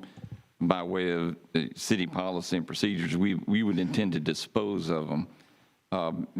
Whether the county would want to exercise the right to buy them or how the contract speaks to that, certainly I would defer to our attorneys and allow our attorneys to work with the county's attorneys for that. But we would not need those facilities, and would be our intention to dispose of them or sell them, transact them, along with the equipment that goes with those facilities. Madam Attorney? Yes, I would just follow that to say that two things. One is that, this is a long way off, and we have not begun any legal negotiations with the county attorney's office other than providing some records. And there's a lot of, I think there would be a lot of legal issues to be worked out to make this transition, which is probably a good reason that we've got time to do that. So, but we have not started that process yet. Okay, and the apparatus, does that include the trucks and engines? Will we be divesting from those, or will those be brought back to? There's a reference in the there's a reference in the interlocal agreement to equipment as well as the buildings. Okay. Mr. Mayor, if I can add, and then the chief is much more versed than I am. The equipment at stations 10 through 14 would not be needed in the city's future fire department. We would not need that, so we would intend to dispose of that as well. Okay. Thank you, and thank you for the update. I'll just reiterate, we just need a lot more information, Mr. Manager, to know what the impact to the city and the fire fee will be. Thank you. Mayor Pro Tem. Thank you. Commissioner Matlow is correct. We do need a lot more information, but the issue is that we don't have a crystal ball. I think what we're doing right now is beginning to iron out those details and what that all means. I think that starting this early, almost 3 years from now, is ample time to give us what we need to know, and as we move forward. I think the chief and the city manager and their staffs for having the foresight to go ahead and pre-plan, do the pre-planning for this. And I have been here since 2018, and every year we have had a dynamic budget review as to where we are, where we're going. I have no fear that we won't continue in that vein, and if there's something that is needed, we will know it long before it's time to operate on it. As the city manager has already said, city residents, which I am one, we're supplementing, or we're subsidizing the county right now. So we've already begun to pay for some of these things because when we needed it to be done, we couldn't count on our counterparts to help us get it done. So we're now having to pay in advance to make sure that we continue this service and be able to do what we need to do in the county for these next few years. And for those county residents, Mr. Sims, this is not something, and I've said this to folks that I've seen in the community, this is not happening overnight. This is almost 3 years away. So from now until such time that we get there, you should see no change in your fire service, other than the city residents are paying for it, paying more than you are for it. But there should be no degradation of service for the county. And I would just say this, that almost 3 years is a long time. An elephant has a baby in 24 months, so you could have an elephant and a half by the time this occurs. So there is time for cooler heads or some agreements or negotiations to take place. I don't think that this board is opposed to that, but we've got to handle the business. The business is our fire department told us what was needed to provide proper fire service as we continue to grow as a city. Mm-hmm. And we, the city commission, supported that. The majority of us support that with what the fire chief has said, that he and his folks need to do what they need to do. And I didn't just rely on what the chief said. I talked to some retired firemen as well. And they reassured me that what the chief was saying was correct. So I support what the chief is saying. I support what the city manager and the chief and their staffs are working on to get us ready for this transition, but it ain't over. Mm-hmm. It ain't over till it's over. And we don't have the details, the specificity of the details until we continue to do the research. I don't want the numbers until we know they're really good and close. Because I can give you a number, but I don't throw out numbers at the right numbers. You got to have some fact or some data behind it, and I think that's what we're doing. We're being very responsible in sharing this information and preparing for the future. So I thank you guys for your planning and your forecasting for us to get us ready for what could happen. Is that a motion to accept the update? I move that we accept the update. Second. Probably moved by Mayor Pro Tem and seconded by Commissioner Richardson. Commissioner Porter, I'll come back to you in just a second. Let me get Commissioner Richardson for comment, and then we'll come down to you. I don't have much more to add than what the Mayor Pro Tem has, or I guess Commissioner now, okay, I'm having to get used to my new title, has said. I think that we have to be prepared to go down this route alone, and the chief and city manager are preparing for that clearly. I mean, this is so early in the process, and we are going to need additional information in order to make prudent decisions as we move forward. We expect that from our leadership. There's no question that we should think that that wouldn't happen. But I hope at the same time that we're making decisions about moving forward, and I guess one of my questions would be, when do we intend to start implementing these changes? Because we're going to have to do that ahead of time. We can't wait until year 3.5 to implement these changes. So that's the other issue that I would bring forward.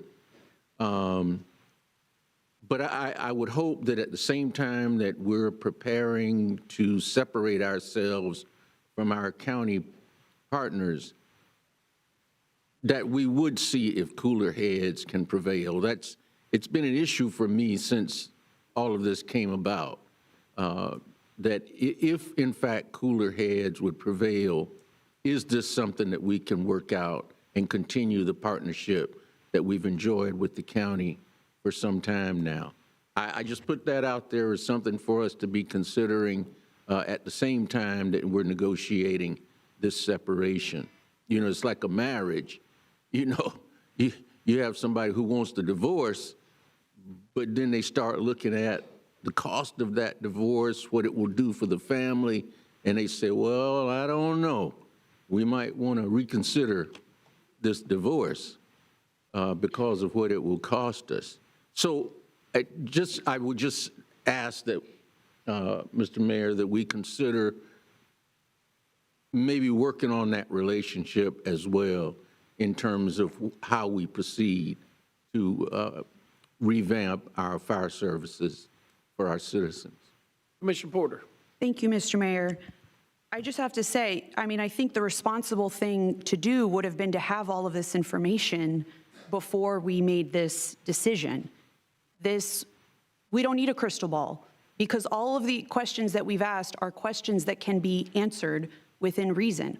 What these things will cost, what the implications are, that analysis, in my opinion, should have come before we made a decision, without any notice to the public, opportunity for them to comment, any information for commissioners during sharing of ideas with less than 10 minutes of discussion. So I appreciate that we're doing what we need to be doing and have no choice but to be doing now, but the decision's already been made. So all of these, the implications for the budget or not, it could very well be good news that all we're doing is saving money and all we're doing is improving services. And I hope that is the case. But we just don't know that, because that analysis has either not been completed or has not been made public or provided to the commission. So we did not have to be in this position. I'm happy to hear, as I anticipated, that there will be benefits to the city. That was never the only question in this discussion. So I look forward to the updates. I appreciate the item, and I look forward to seeing how we're going to work this out. But I just want to make it clear that all of this discussion, I think, responsibly would have come before we made such a big decision. Thank you. Commissioner Williams-Cox. Mr. Mayor, on point, I do not regret the decision. Let me just say that, first and foremost, Chief. How is that on point? I support your recommendation. And we're not in a position of defense. We are just preparing for the future so that we can continue to provide optimal service to our city residents. And I look forward to the future with optimism. I look forward to future information. And I look forward to continuing to hire and make sure that we have enough firefighters to do what we need to have done. And thank you so much for your efforts. Thank you, Mr. Mayor. On point? On point. Thank you. Porter. Chief Sanders, was it your recommendation that the city not renew with the county? No. Okay, thank you. I Mr. just Mayor, wanted to clarify I that. can answer. Mr. Manager. Thank you, Mr. Mayor.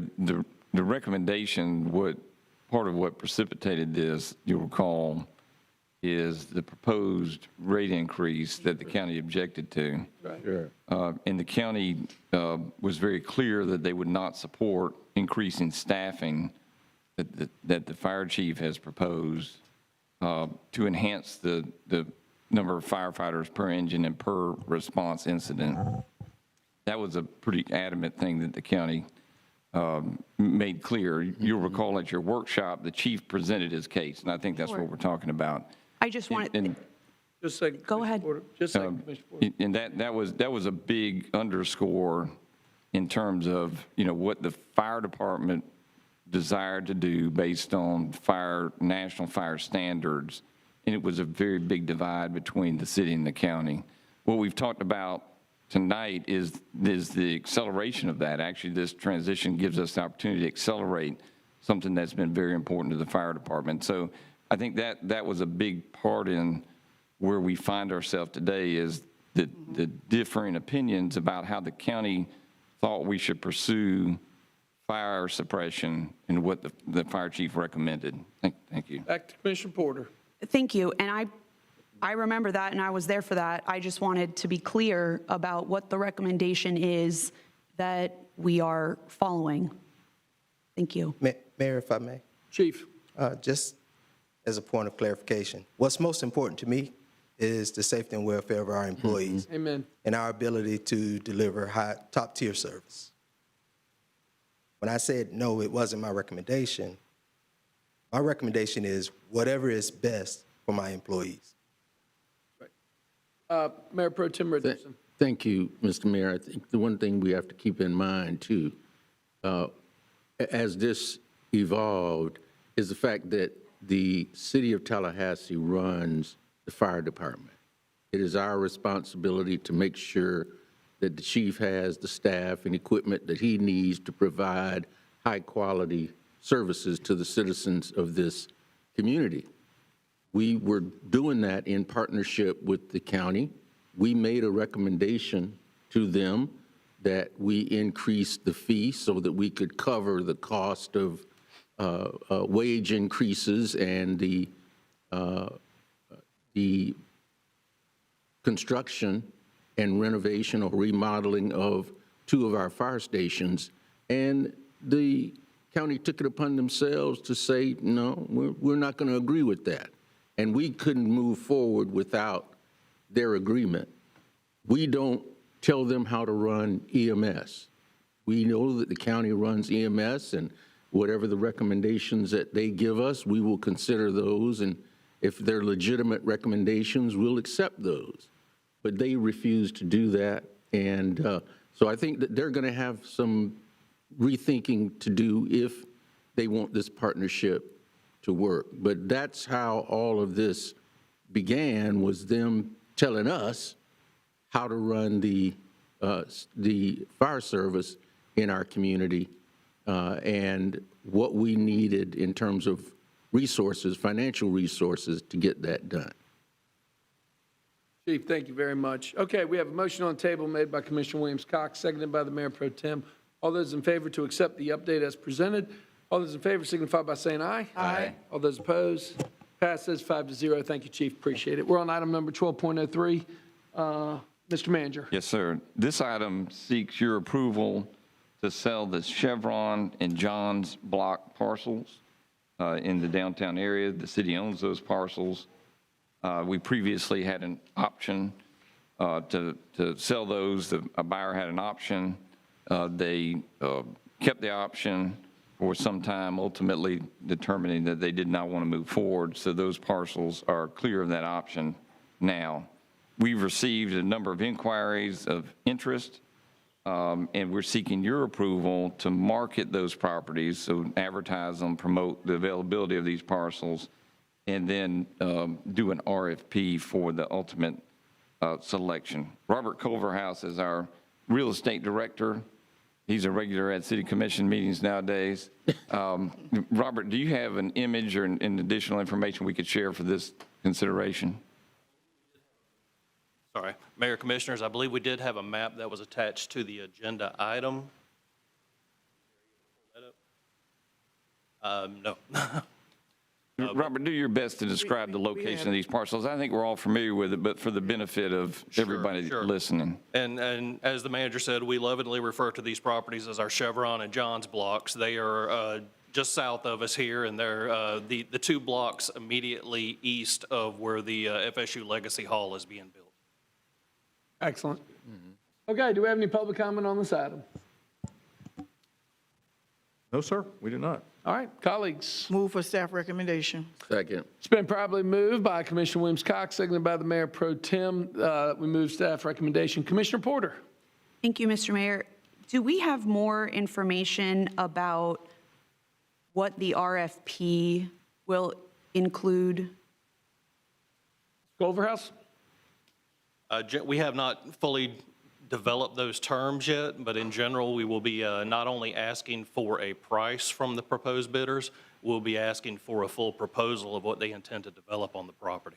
That will be in coordination with our growth management department under current zoning and whatever stormwater and parking requirements are on the properties. Okay, thank you. I'm open to having this conversation. I wish we were, and I feel comfortable moving forward today. I wish we were having this conversation in a slightly more thoughtful, holistic way with a vision for how we want our downtown to look, especially with all the changes that are coming with the state leaving downtown, obviously the opening of the new College of Business. So I wish we were having kind of a broader conversation so that we could perhaps shape the RFP in a more particular way based on what we want to see and what we think the needs are. But I feel comfortable moving forward today to see what interest there is. Okay, we got a motion on the table by Commissioner Williams-Cox, seconded by the Mayor Pro Tem. Commissioner Matlow for comment. Thank you, Mr. Mayor.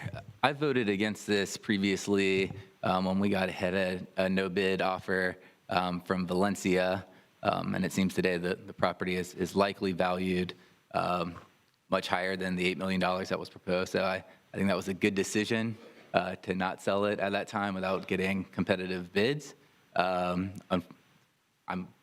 To see that it had fallen apart, I'm not sure if they got caught in permitting or what and were unable to move forward. But I do think, these are 5 prime acres in downtown Tallahassee, and I think it deserves a broader community conversation of if there's a public benefit or use of something we can structure there. We've had lots of conversations over the need for additional spaces, and I think those should take the forefront and have a conversation to make sure we can rule out public use entirely before we get to a point of just putting it out for bid. I think if we are looking for RFPs, we should be very specific on what we're trying to attract, whether that's downtown residential, event and community spaces. There were previous conversations about convention centers. Whatever it may be, I think we really need to target in an RFP what we would like to see.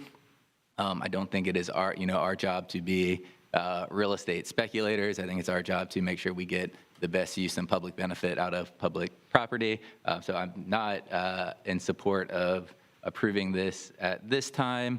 I am open to see what comes back in case I'm shocked, but I think the public deserves the opportunity to direct the conversation of what goes here. Thank you, Mr. Mayor.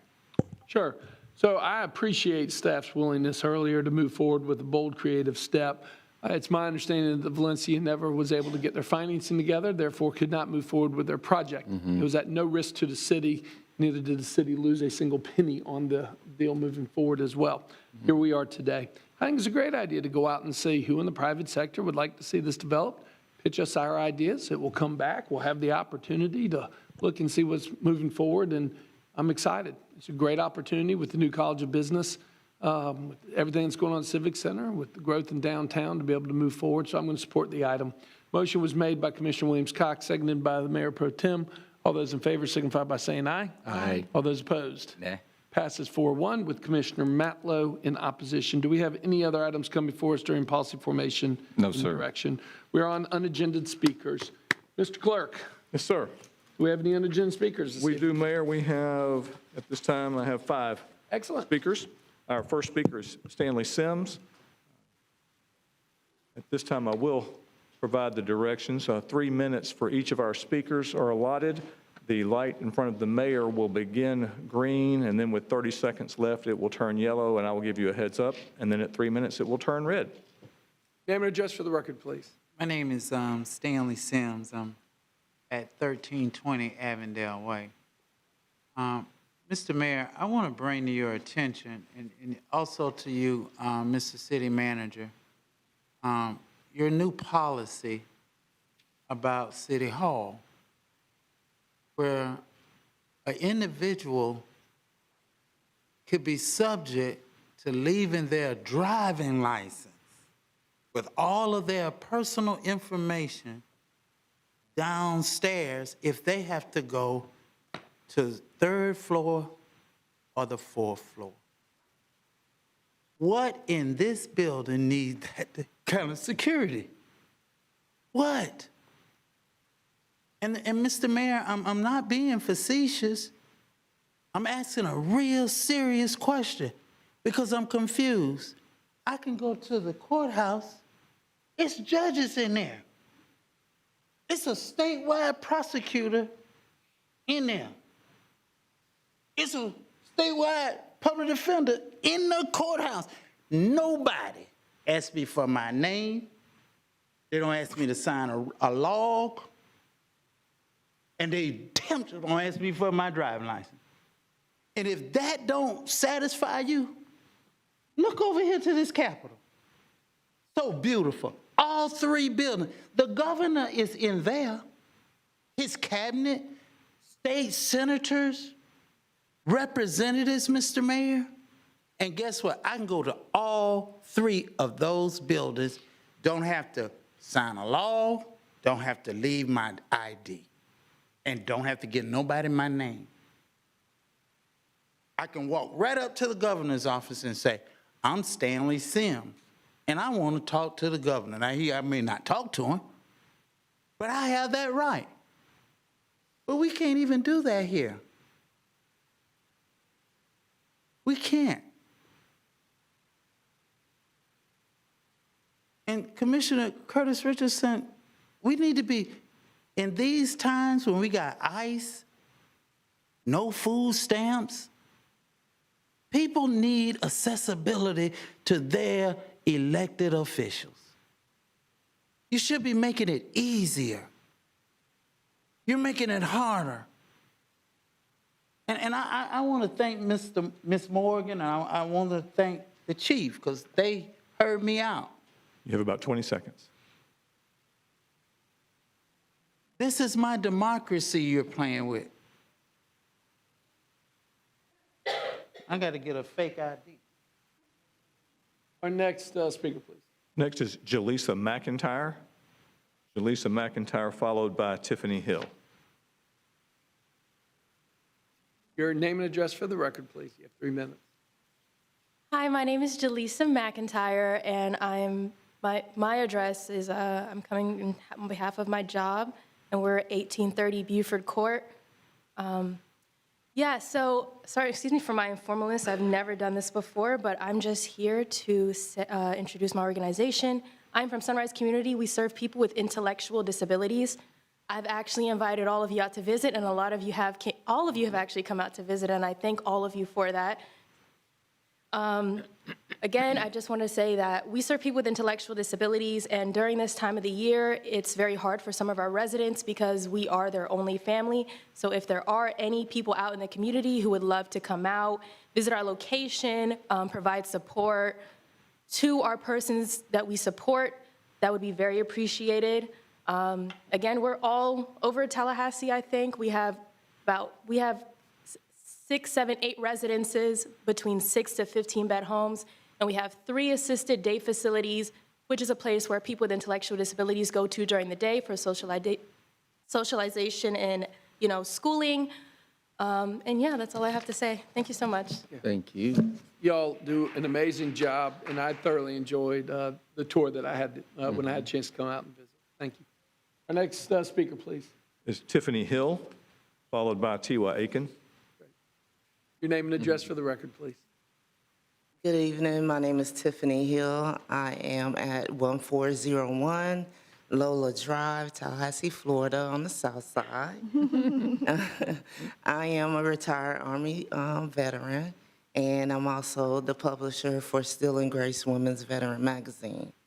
I'm standing before you today because I actually wanted to revisit the enslaved graves that was found near Capital City Golf Course. I am standing before you to ask that if we can form some type of focus group with the residents that are around that area to have some input or come up with, people always stand up here with a problem. So for me, I want to see if I can, throw out a solution or a suggestion or idea of involving the community when it comes to the gravesite. My family, the Hill family, we're very big on ancestry, and our family actually on my father's mother's side, we actually own the Soto Field Cemetery. So I'm kind of really aware of how to look at old cemeteries. We do have graves there that are over like from the 1800s. So I feel like, with that area being, it was a plantation area and, during antebellum time and a lot of the people that used to live there or were slaves there actually moved, a lot of them shifted to Smoky Hollow area, which is pretty much where Cascade Park is. So it wouldn't be, unheard of if those people actually came back to work in that plantation or for those owners, or to come back and bury their loved ones in that area.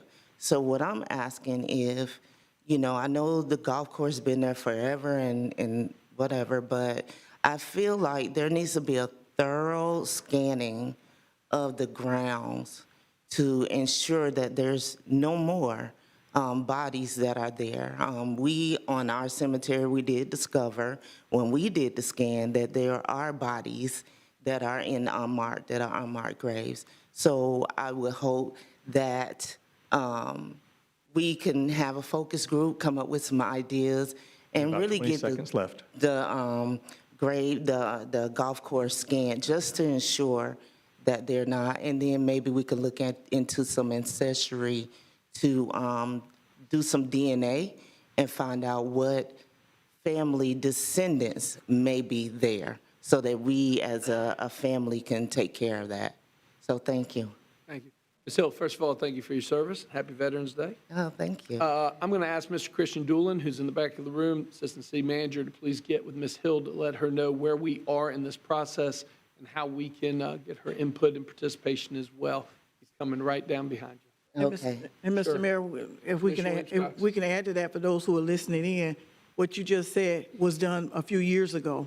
A committee was formed, and including the archaeologists who did do the scanning. And so Mr. Doolin can share with you the map, the findings. There's a report available, and there's work going on right now as we speak to do that based on the recommendation and approval of that committee and this commission. I think Okay. you'll be pleased you're with the fine. update. Okay, all right, thank you so much. Absolutely. All right. Our next speaker, please. Next is Tiwa Aiken. And then the following speaker will be Howard Kessler. Your name and address for the record, please. Good afternoon, City Commissioners. My name is Tiwa Aiken. I live at 1945 Durham Avenue. I came here a couple meetings ago and I asked you directly, Mayor Daley, I asked the commission who supports kidnapping. I heard from you that you do not support kidnapping. The 287G agreement was still kind of pushed to the side. We have seen Doak Stadium go through and get funding that the public did not really want it to. We have seen multiple instances where the public has not been able to give input or has had their say pushed to the side. I say all of this as we come closer to that December 10th vote on the FSU-TMH merger. It is very disheartening and very concerning that this non-binding MOU is moving very quickly without public input, without public input referendum, large understanding or clarity into this document. It was very hard to get to this document to read and parse through this language. And the PCB transaction of the money that was supposed to be presented to TMH from FSU in their prior MOU agreement that was not paid is now moving towards a new MOU with our public hospital that is then going to be transferred in name, at least, leased back to TMH, but with FSU type governance, with FSU Health as the branding. It is a lot of control for this school that is already very deep in our community to have. I urge us to move with unity to include the schools of FAMU, TSC, and Lively Tech in larger part where there is more community control.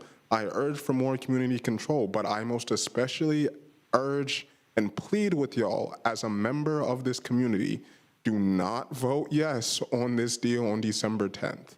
Please do not vote yes. Give us time and a type of calendar so that we as the community can follow along with the process and clear understanding in a definitive contract that cannot just be backed out of. I think that will give this community a lot stronger confidence in both the city commission and in the community as a whole, as we are able to actually have input on the hospital that we haven't even got a solid appraisal for. So thank you. Our next speaker, please. Howard Kessler is next, followed by Erwin Jackson.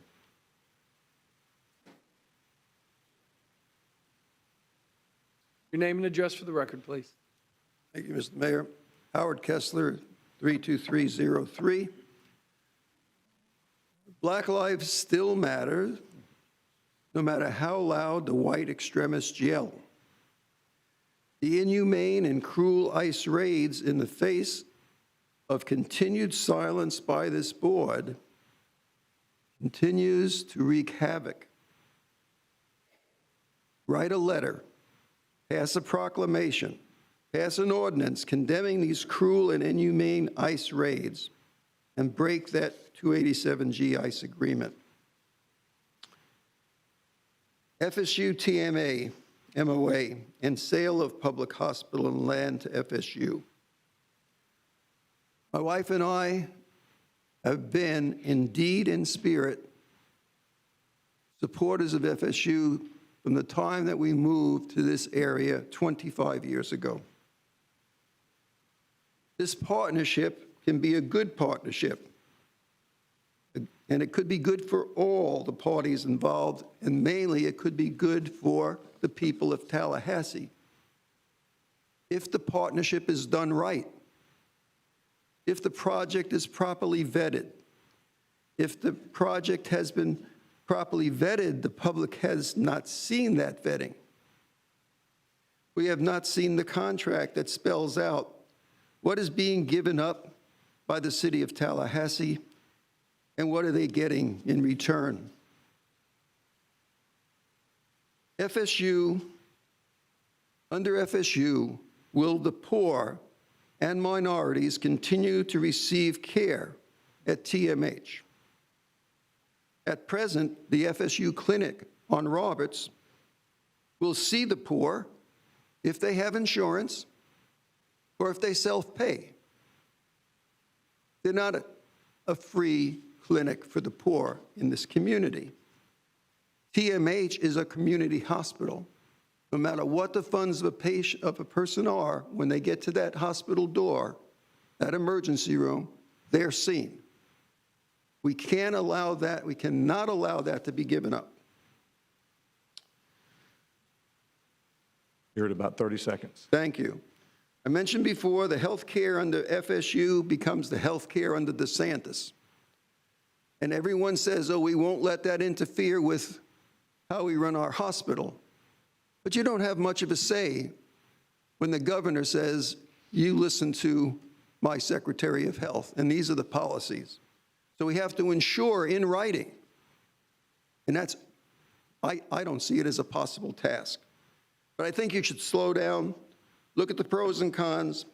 It deserves to be done right and not hurt the people of Tallahassee. You're Thank you. 3 minutes. Thank you. Our next speaker, please. Erwin Jackson. That's the last speaker I have at this time. If there's anyone else who wishes to speak, they should fill out a form and let us know. Your name and address for the record, please. You have 3 minutes. Erwin Jackson, 1341 Jackson Bluff. Pleased to be here. I've got a problem. I thought I'd come to talk to you first. I've got a cold also, and that's another problem. For 4 years, I've dealt with scooters. I told this commission it's a bad idea. It's worse than I thought. For the past 4 years, scooters appear on my properties. I've contacted the city 4 years ago. After I talked with the city, first of all, before I even called the city, the scooter guy shows up. You know, they leave it here. I said, I've got to remove it. My insurance company, we had a problem. A car ran over the dang scooter. Well, they want to sue me because it ran over someone else's damn scooter that may or may not even live there. That irritates me. So then I have guys go out in the morning, pick up the scooters when they pick up the trash, and all that is trash. They bring it over, throw the trash in a dumpster, and they give me the scooter. I fill up my damn office full of scooters. So I get 8, 4, 5, 6, and guess what? The guy shows up, he looks, he says, hey, you got a scooter in this building. So he knows where it is. I said, yeah, it is. Great, come on in. I give him a couple of scooters. He leaves. 2 days later, I pick up a couple more.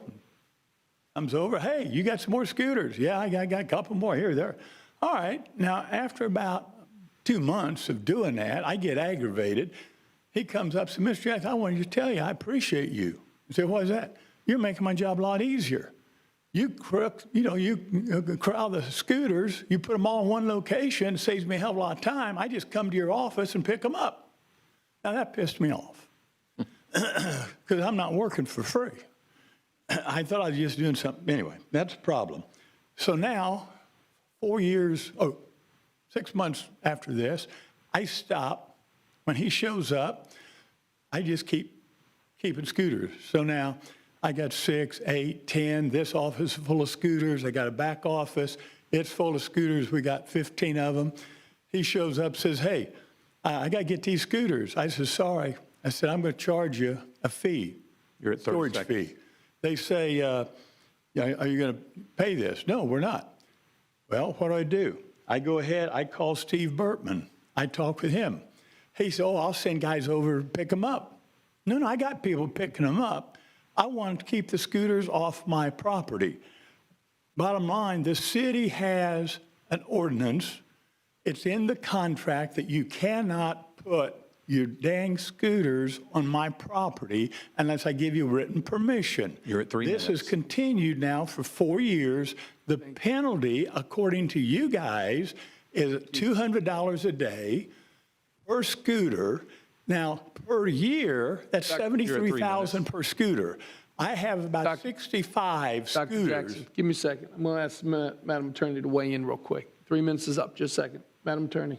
I'm not exactly sure what to weigh in on. I mean, I think we'd have to, I'm not sure what Dr. Jackson is asking for. Okay, Dr. Jackson, can I get you to get with the city attorney over the break? And let's see if we can figure out moving forward. Okay.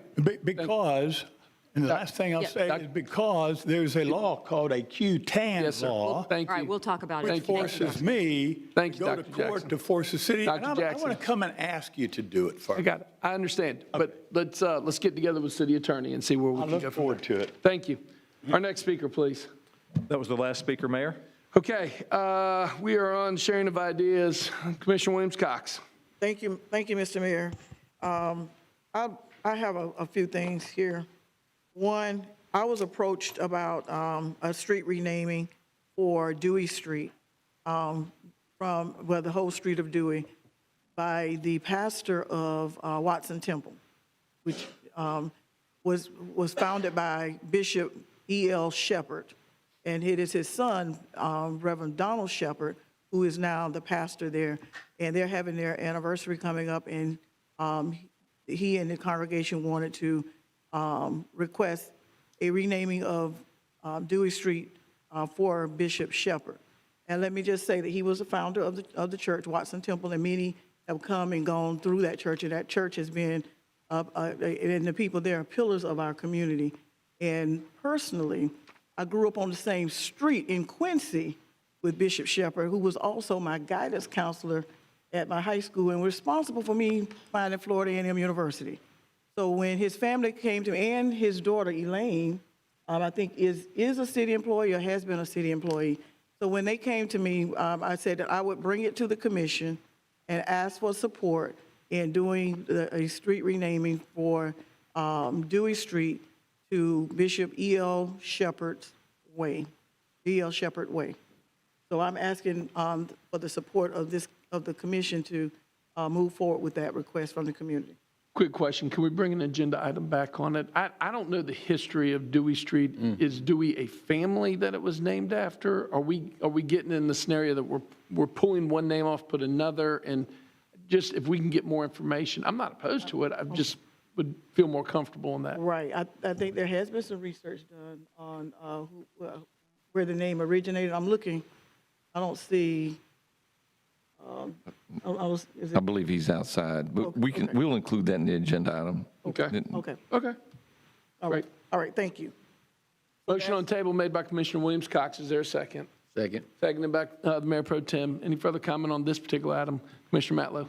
Thank you, Mr. Mayor. When that comes back, can we get information on the number of residents that it would impact and outreach from them? I forwarded you, I know it was not an address we changed, but the Branch Street renaming, I forwarded you an email. A constituent who didn't live on the part that was renamed Best and Branch got caught up with the post office and their credit card information, and it created a big havoc. So I just want to make sure we're not inadvertently creating issues for residents when it comes back. Thank you, Mr. Mayor. Yeah. All those in favor of the motion on the table signify by saying aye. Aye. All those opposed, passes unanimously 5-0.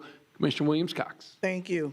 The next thing I want to bring to your attention, Commissioner Richardson and I, as your representative to the Tourist Development Council, would like to, if you have not heard, let you know that the world is coming to Tallahassee on January 10th for the World Athletic Cross Country Championship. When I say the world, I mean the world. From everywhere, they're coming. And so visit Tallahassee's website, and you'll see more information about that. And I'm hoping that I'm asking in the December meeting that we invite the team over to do a presentation to help us get ready for the world coming to Tallahassee, so we can be ready to let them know why we are All-America City 3 times. Absolutely. I also want to ask for your support. We had a press conference yesterday regarding help for Jamaica and the devastating hurricane Melissa that took place in Jamaica. I have a friend who was there during that time, and she witnessed and experienced and was able to get out. But there are so many people who are living in devastation, and our own John Baker here at the City of Tallahassee is from Jamaica, and his church is leading an effort to collect tarps, sleeping bags, and solar lights is what has been requested. And they're asking to collect those items as soon as Wednesday, because there's someone who's going down to take a load to put on to get over to Jamaica. So I'm asking if we could have maybe some collection sites at city facilities, named city facilities, so that we can help collect those items. They're also accepting cash donations, and that information can be provided. There's a website that you can click on and be able to make those contributions. So asking if we could just support that effort and helping our neighbors. Mr. Manager. Yes, sir. Commissioner, we understand we can certainly help with that, and Mr. Baker can serve as a resource for us. Okay, all right. And I wanted to invite everyone, in case you didn't know, we're having an annual Winterfest coming up the first weekend in December, as we always do. And last but not least, I witnessed something today, and I wanted to bring it to the attention because so many times people come with problems or issues. But on the corner of Tharp and Monroe Street today, I just happened to be in that area and saw an incident occurring. And I could tell it was a mental health issue. So I began to record because I knew that this person was having some issues. And one of our female officers was there, very patient, trying to, talk to her and get her to understand, that, she was in danger. But I had to drive away, and when I drove away, I looked in my rearview mirror, and of course, reinforcement had come, and the young lady who was in crisis, she looked as if she charged the officer, and they had to take her down. But what I saw happen was our officers who came to the scene, standing back, standing around, they formed like a perimeter around her to keep her from hurting herself without touching her, because she was on the ground. And she was definitely in a crisis. And I just want to applaud our officers for the patience that they showed in this time, because it could have gone south real quick. But because of the training and because we have our teams group that goes out in these situations, I want to, and I did call to let TPD know that I watched it, I saw it, I was certainly appreciative that this individual was able to get the help that was needed. The paramedics came and took her away, and hopefully she'll get the help that she needs and will be able to be restored and be able to be back in our community as a whole person. So I want to say thank you to you guys because, you know, we see what happens on the national scene. It doesn't always happen that way. So thank you for your patience. And that's all for me. Mayor Pro Tem. Thank you, Mr. Mayor. Just a couple things.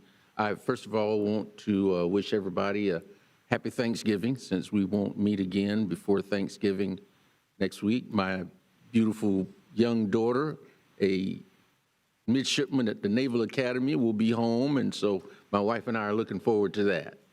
But I also wanted to say, and I know that there are others, but the two community Thanksgiving dinners that are going on, one will be at the American Legion.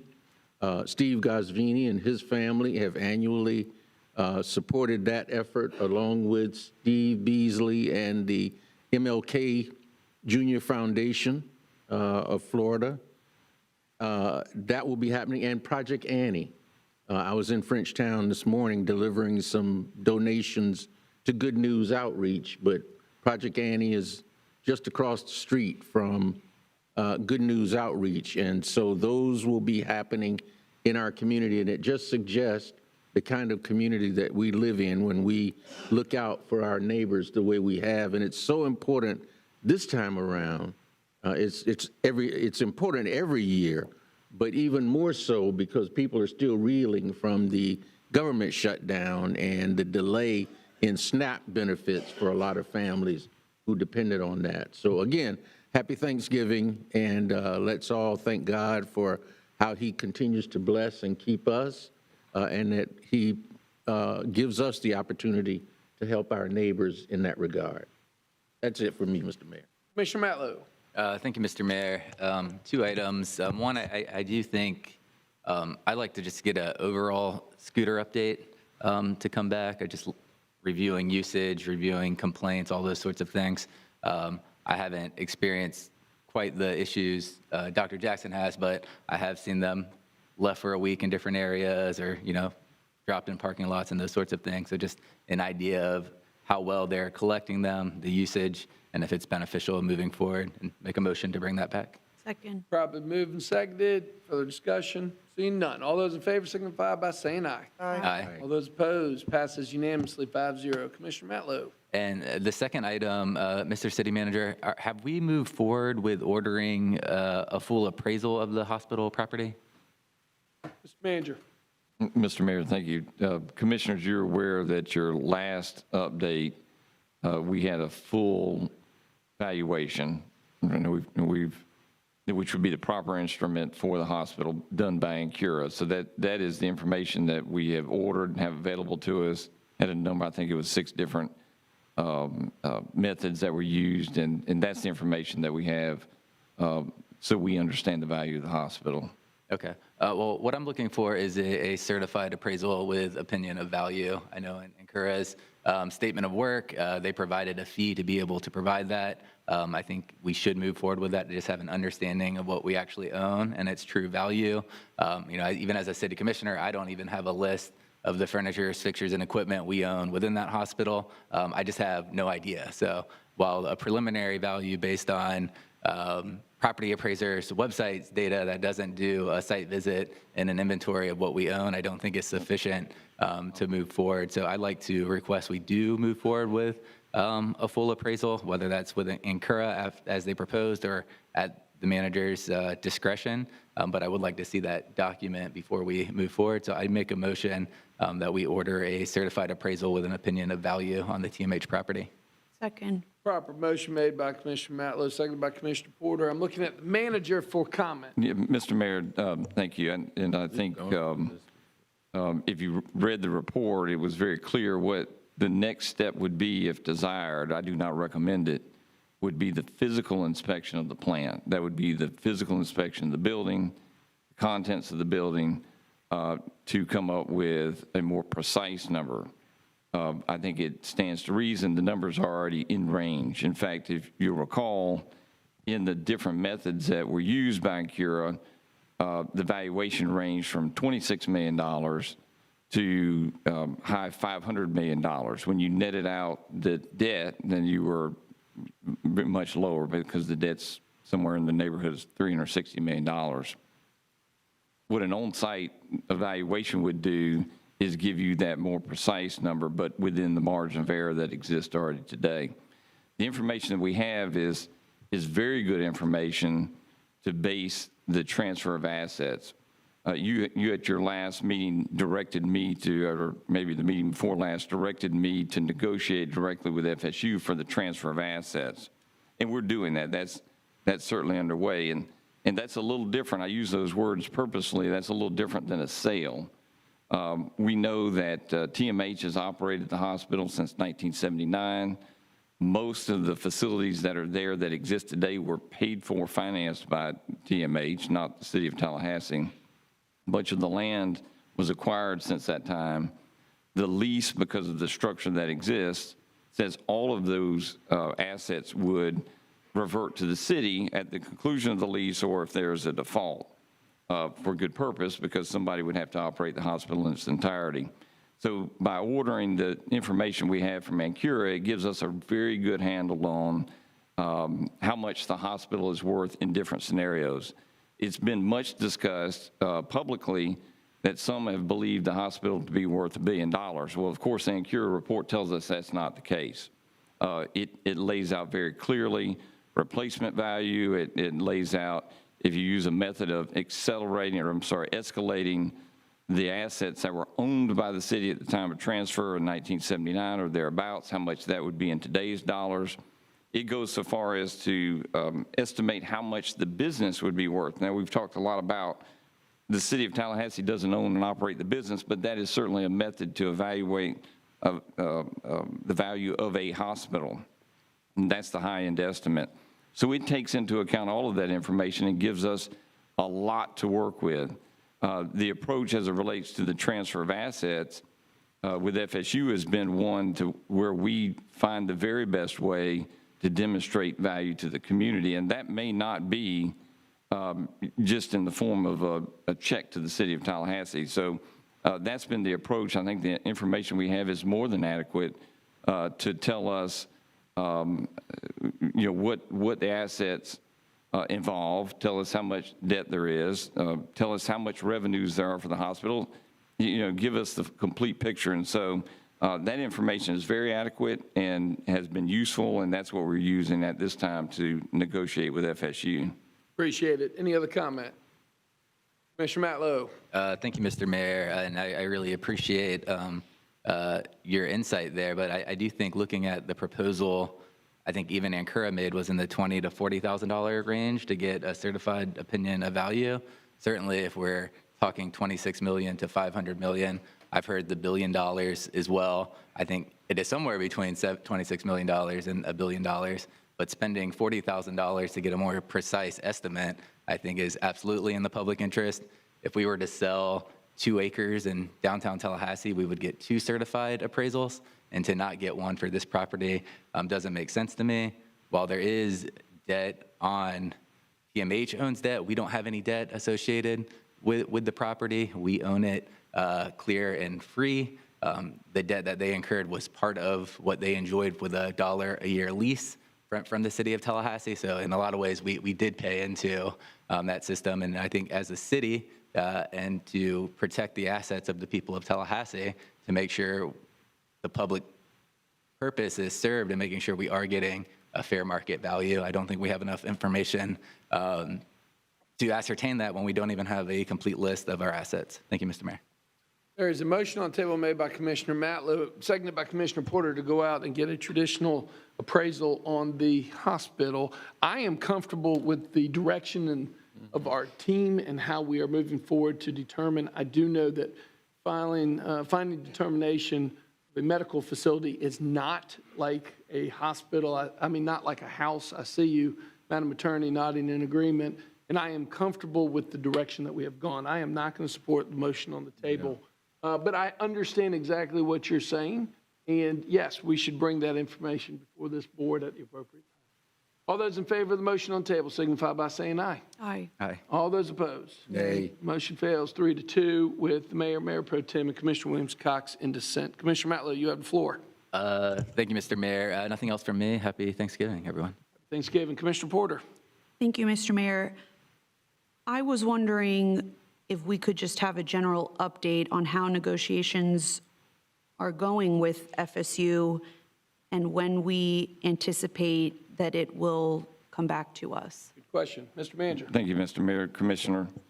We've met numerous times with representatives from FSU. The city attorney and treasurer clerk are also part of that. And they are, as you might expect, negotiations. I think they have gone well, but we've covered a lot of ground. We do not have a timetable set, so we don't have a date certain of our intent to bring an item back to you. When we complete the negotiation, of course, we will quickly bring that back. It's possible we wrap those up before your next meeting on December 10th. If we don't, then of course we would continue to move forward. But I think we've covered a lot of ground. The framing of the negotiation is again involved around the transfer of assets. So this is not a sale of brick and mortar necessarily. This is a transfer of assets that the city is entitled to by way of the lease. And then ultimately the details of how that moves forward, including what happens if FSU desires to sell the hospital in the future. How would that be handled, or any kind of other restrictions? So those are the things we've been negotiating. I would say it's going well, but these things take time because we've got to cover a lot of ground. Commissioner Porter. Thank you, Mr. Mayor. Can you share what are the conditions for the transfer of assets that we are discussing in our negotiations with FSU? We have, as a commission, discussed some things and raised concerns, but I don't believe we've given any official direction for, these are the conditions. Can you share what you are entering, what those conditions are for you as you have these discussions? Yes, sir. Mr. Mayor, I'm going to ask the city attorney to fill in any gaps that I may have. There are basically three elements that we've discussed. Maybe I could characterize it as four. One would include, which has been much discussed, the idea of care, charity care, or indigent care. There's some definitions of what those mean. TMH has a charity care policy, so we're wrapping a lot around that to make sure that meets the desire of the city commission. We've heard a lot about it, so I think we feel very comfortable with the expectation. That's an element. There are other elements that would generally be called deed restrictions. So in the future, if there's a transaction involving the potential sale of the hospital or a material change in the lease, as we all know, the arrangement between TMH and FSU would be that TMH would remain the operator and they would be leasing, kind of like they're doing today with the city. And so that's an element of discussion. And then finally, the contributions, how that would work. So the money's either paid to the city or in combination invested in the hospital. I think we've got some good thoughts around that. We've got good experts working on it. And so those are the three legs of the stool. I'll also say that, and it will delineate the process that's been followed and that we would intend to follow for completion. As you know, you've had 2 public hearings. We would acknowledge those and kind of the approach that generally is taken. So that's kind of the framework of what we've been working on. The contributions, obviously, is detailed because we need to get that right, and so that's where we are.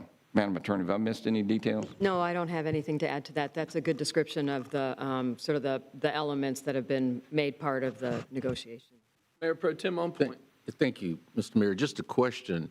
Also, what is the sequence of activities with respect to the transfer of assets?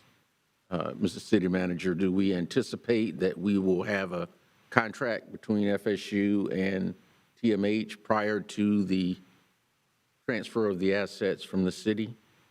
Mr. Mayor, that's a good question, sir. Probably need someone smarter than me to answer that. Okay.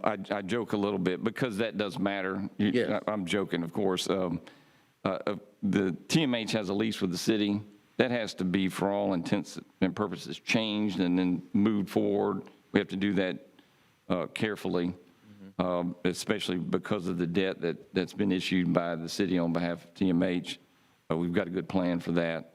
So the expectation is that an agreement with the city to transfer the assets that would happen, the completion, the approval of that would all happen simultaneous with the transaction between TMH and FSU. What we're working toward in negotiations is an MOU that would set the framework of the elements I just talked about. So that would not be a full fleshed out agreement. That would be the framework. And then we would then move forward to develop that full agreement. Simultaneously, TMH and FSU are working on the development of their agreement and how that relationship would happen. So all these things are moving forward, some in parallel. They all are related, and they'll come back together at the conclusion of the process. Mr. Mayor, if I could just add, I think the city manager alluded to it, but there is an effort, even in the MOU stage, to make sure that we have, that we outline the timing of that and the additional public input and that, those kinds of things. So that would be, brought back to the city commission for discussion and approval in an MOU form, but we want to get that sort of into that MOU early rather than later. We've had some discussion about that. Thank you, Mr. Mayor. I was also going to ask a similar question. So is it as we move forward, the direction is, as you understand it, that we are not transferring the title until the definitive agreements are executed? Is that how we are operating? Manager. Yes, Commissioner, that's generally the premise. We have to figure out what the definitive agreements are, but we understand that it's all wrapped together, approved at the same time. Okay, thank you. I would just add that I don't think we could legally do that. I mean, we have to have those, what will be probably complex legal documents in place to make any kind of transfer. Is that what you're at? I think that's it, your question. Well, I guess that's a separate question that I was wondering if it would even be legal. So do you have an answer to that? If it would be legal for the city to transfer the asset before definitive agreements have been executed? I don't know if it would be legal. It would require legal documentation that I believe would be complex. Okay, like what? What would that documentation the real be? estate documents that would be drafted around that transaction. It's not, on a much, much larger scale, it'd be like selling a house, but you can't do that without legal documentation. Right, but it's not, you're not saying that TMH needs to approve of that? No. Right. Okay, thank you. My last question is on a separate topic. I want clarification. So on point means something very specific in Robert's Rules of Order, which is not at all how we use it. We use it as like on topic and not as a point of order. And so I haven't really used it because I'm not usually pointing out an issue of order. Is that just how we use it? Yeah, traditionally, we've used on point if somebody has a question. And it's a friendly way of saying, hey, can I jump in and ask a quick question? As you noticed with my style, I have always recognized point of orders. So in the formal sense of on point, the discretion is the chair. Right. I've just always, no matter what it is, if you wanted to make the motion, you can do it.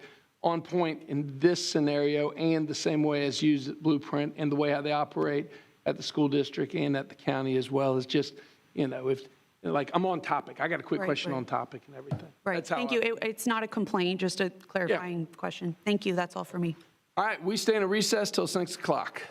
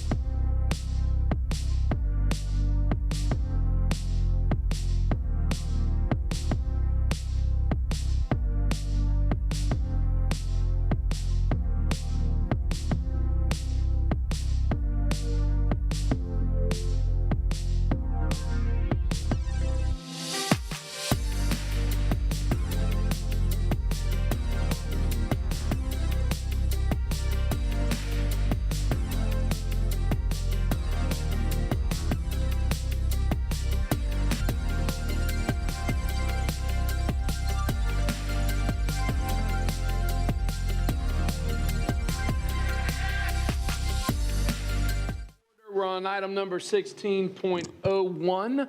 We have 4 items. Mr. Manager. It'll be mine, Mr. Mayor. Excuse me, Madam Attorney. No worries. Item number 16.01 is the first and only public hearing on ordinance number 25-Z-22, an ordinance of the City of Tallahassee, Florida, designating land as General Commercial District C2 on the official zoning map from Office Residential 2 Zoning District, OR2, on 2.05 acres located at 1709 Mahan Drive, providing for conflicts and severability and providing an effective date. The recommended option is Option 1, conduct the first and only public hearing and adopt ordinance number 25-Z-22. Any ex parte disclosures concerning this item are available via the hyperlink included in the agenda item as published in the board docs system. Excellent. Mr. Clerk, do we have any public comment on this item? We have one speaker on the item, Mayor, Darwin Gamble. Your name and address for the record, please, and you have 3 minutes. Darwin Gamble, 1248 Halifax Court, that's in the Greater Brant Hills neighborhood, speaking in opposition to this rezoning. When a rezoning is consistent with the comprehensive plan, it should be consistent with everything in the comprehensive plan. And some of the planning commissioners thought that this rezoning was inconsistent with policy 3.1.6 in the plan, and that policy seeks to limit commercial strip development on state and federal highways, such as Mahan is. However, in the staff analysis, I saw something that really disturbs me. Staff says that policy 3.1.6 is going to get deleted in the upcoming comprehensive plan update. And I think that is a big mistake. We don't want Mahan Drive to look like West Tennessee Street. And we certainly don't want some of the public safety problems on West Tennessee Street to bleed over onto Mahan Drive. And there's also a goal in the comprehensive plan to provide for and maintain a safe transportation system. And we think this rezoning is inconsistent with that. They don't have any maps or anything up yet, but I can tell you, this rezoning is right across the street from an intersection of Mary's Drive and Mahan Drive, and it's just to the west of a crest of a hill. And if you read the staff analysis, you'll see there have been some accidents at that intersection that have resulted in some injuries, not fatalities, but injuries. Well, think to yourself, do you really want to put a land use in there that attracts traffic, such as a car wash, such as a restaurant, or a bar, or a convenience store with or without fuel pumps? All of those uses are allowed in C2 zoning, which is what the owners are requesting. Again, if you change that zoning to C2, you're opening up the door to all of the possible uses that are allowed in that category, whether it's by request of the current owners or some future owners. Once upon a time, there was a CVS pharmacy at Paul Russell Road and South Monroe Street. And then CVS moved out and a liquor store moved in. Liquor stores are allowed in C2 zoning. Please don't do that to us. Do not adopt this ordinance. Thank you. Thank you. Our next speaker, please. No other speakers on this item, Mayor. All right. Mike, let me get clarification. This is on Mahan down there, almost Magnolia and Mahan? Yes, sir. It's just east of Magnolia and Mahan at the across the street from Mary's Drive on Mahan. Down from like Jenny's Lunchbox and those other commercial developments that are already there as well? That's correct. Okay. All right. Open it up for direction, discussion. Sure. I have a question too, Mike. This was, what is this currently? What's there currently? Sure. It's currently zoned as OR2, Office Residential 2, and they're seeking to go to C2 zoning. Okay, but there was a building, there was a business or entity there. Yes, this is the site of the former City Walk homeless shelter. The current property owners have purchased it. They have no interest in doing that sort of use. They've actually demolished the building since purchasing. That's right. Okay. Move staff recommendation. Probably moved by the Mayor Pro Tem, seconded by Commissioner Williams-Cox. Any further comment? See none. All those in favor signify by saying aye. Aye. All those opposed? Nay. Passes 3-2 with Commissioner Matlow and Commissioner Porter in dissent. 16.02, Madam Attorney.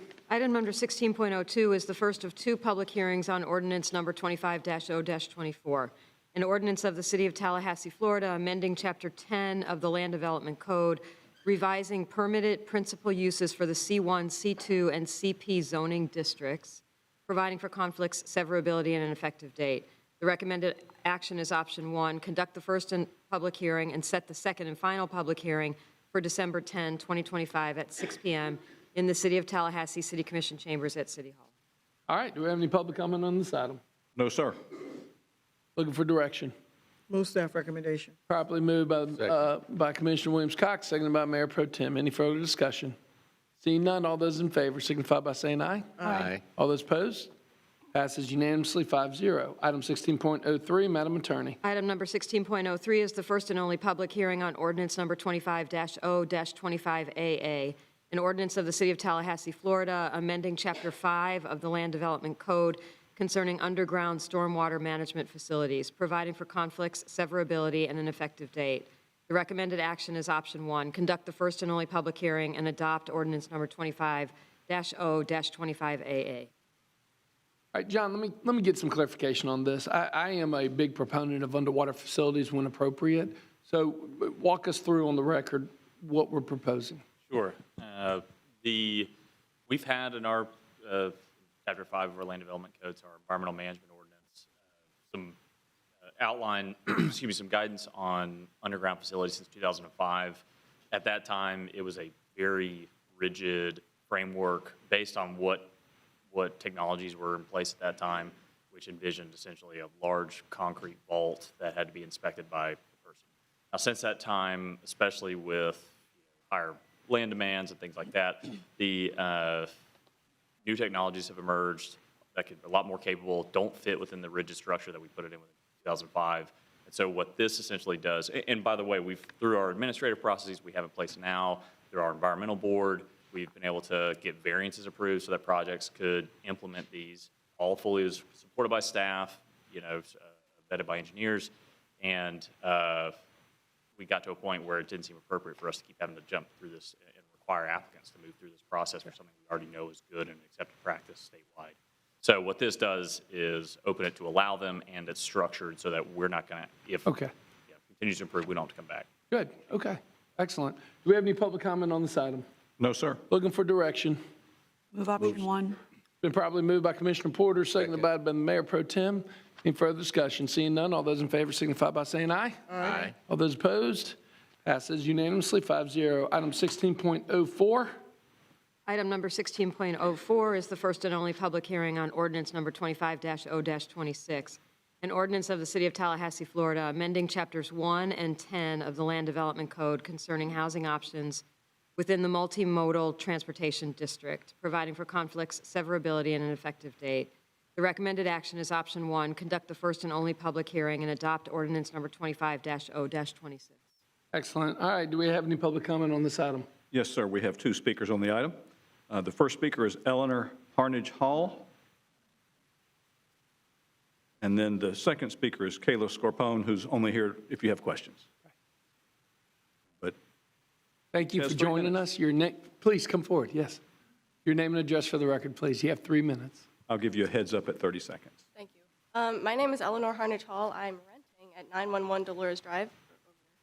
And I actually came to talk during non-agendaed speaking. I didn't know it was going to be while I was still at work. So since this is related to the multimodal transportation district, I thought I would take a whack at it anyway. Sure. So thank you for being my audience. I do have some printouts with mostly photographs, if I'm allowed to hand out.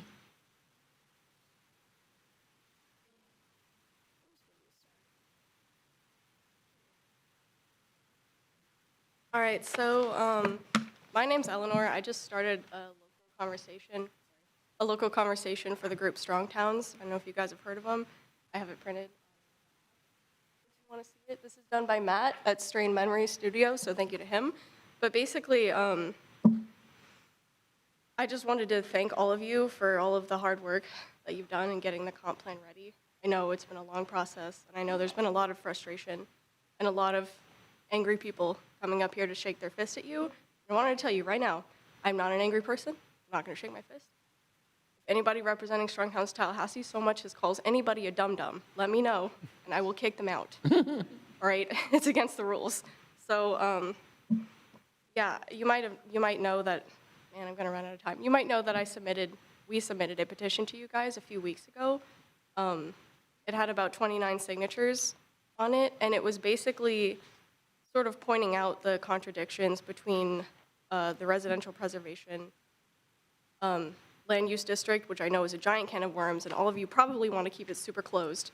So the petition was basically, instead of going after the land use zone itself, suggesting additions to the land use zone that would make it more compatible with our goals of multimodal transportation, and make it more in line with the actual character of our vintage neighborhoods, right? Because me and my other folks in Strong Towns Tallahassee have done little walkabout nothings, I like to call them, where we go around and just look at what makes our vintage neighborhood special, and you might be able to see if.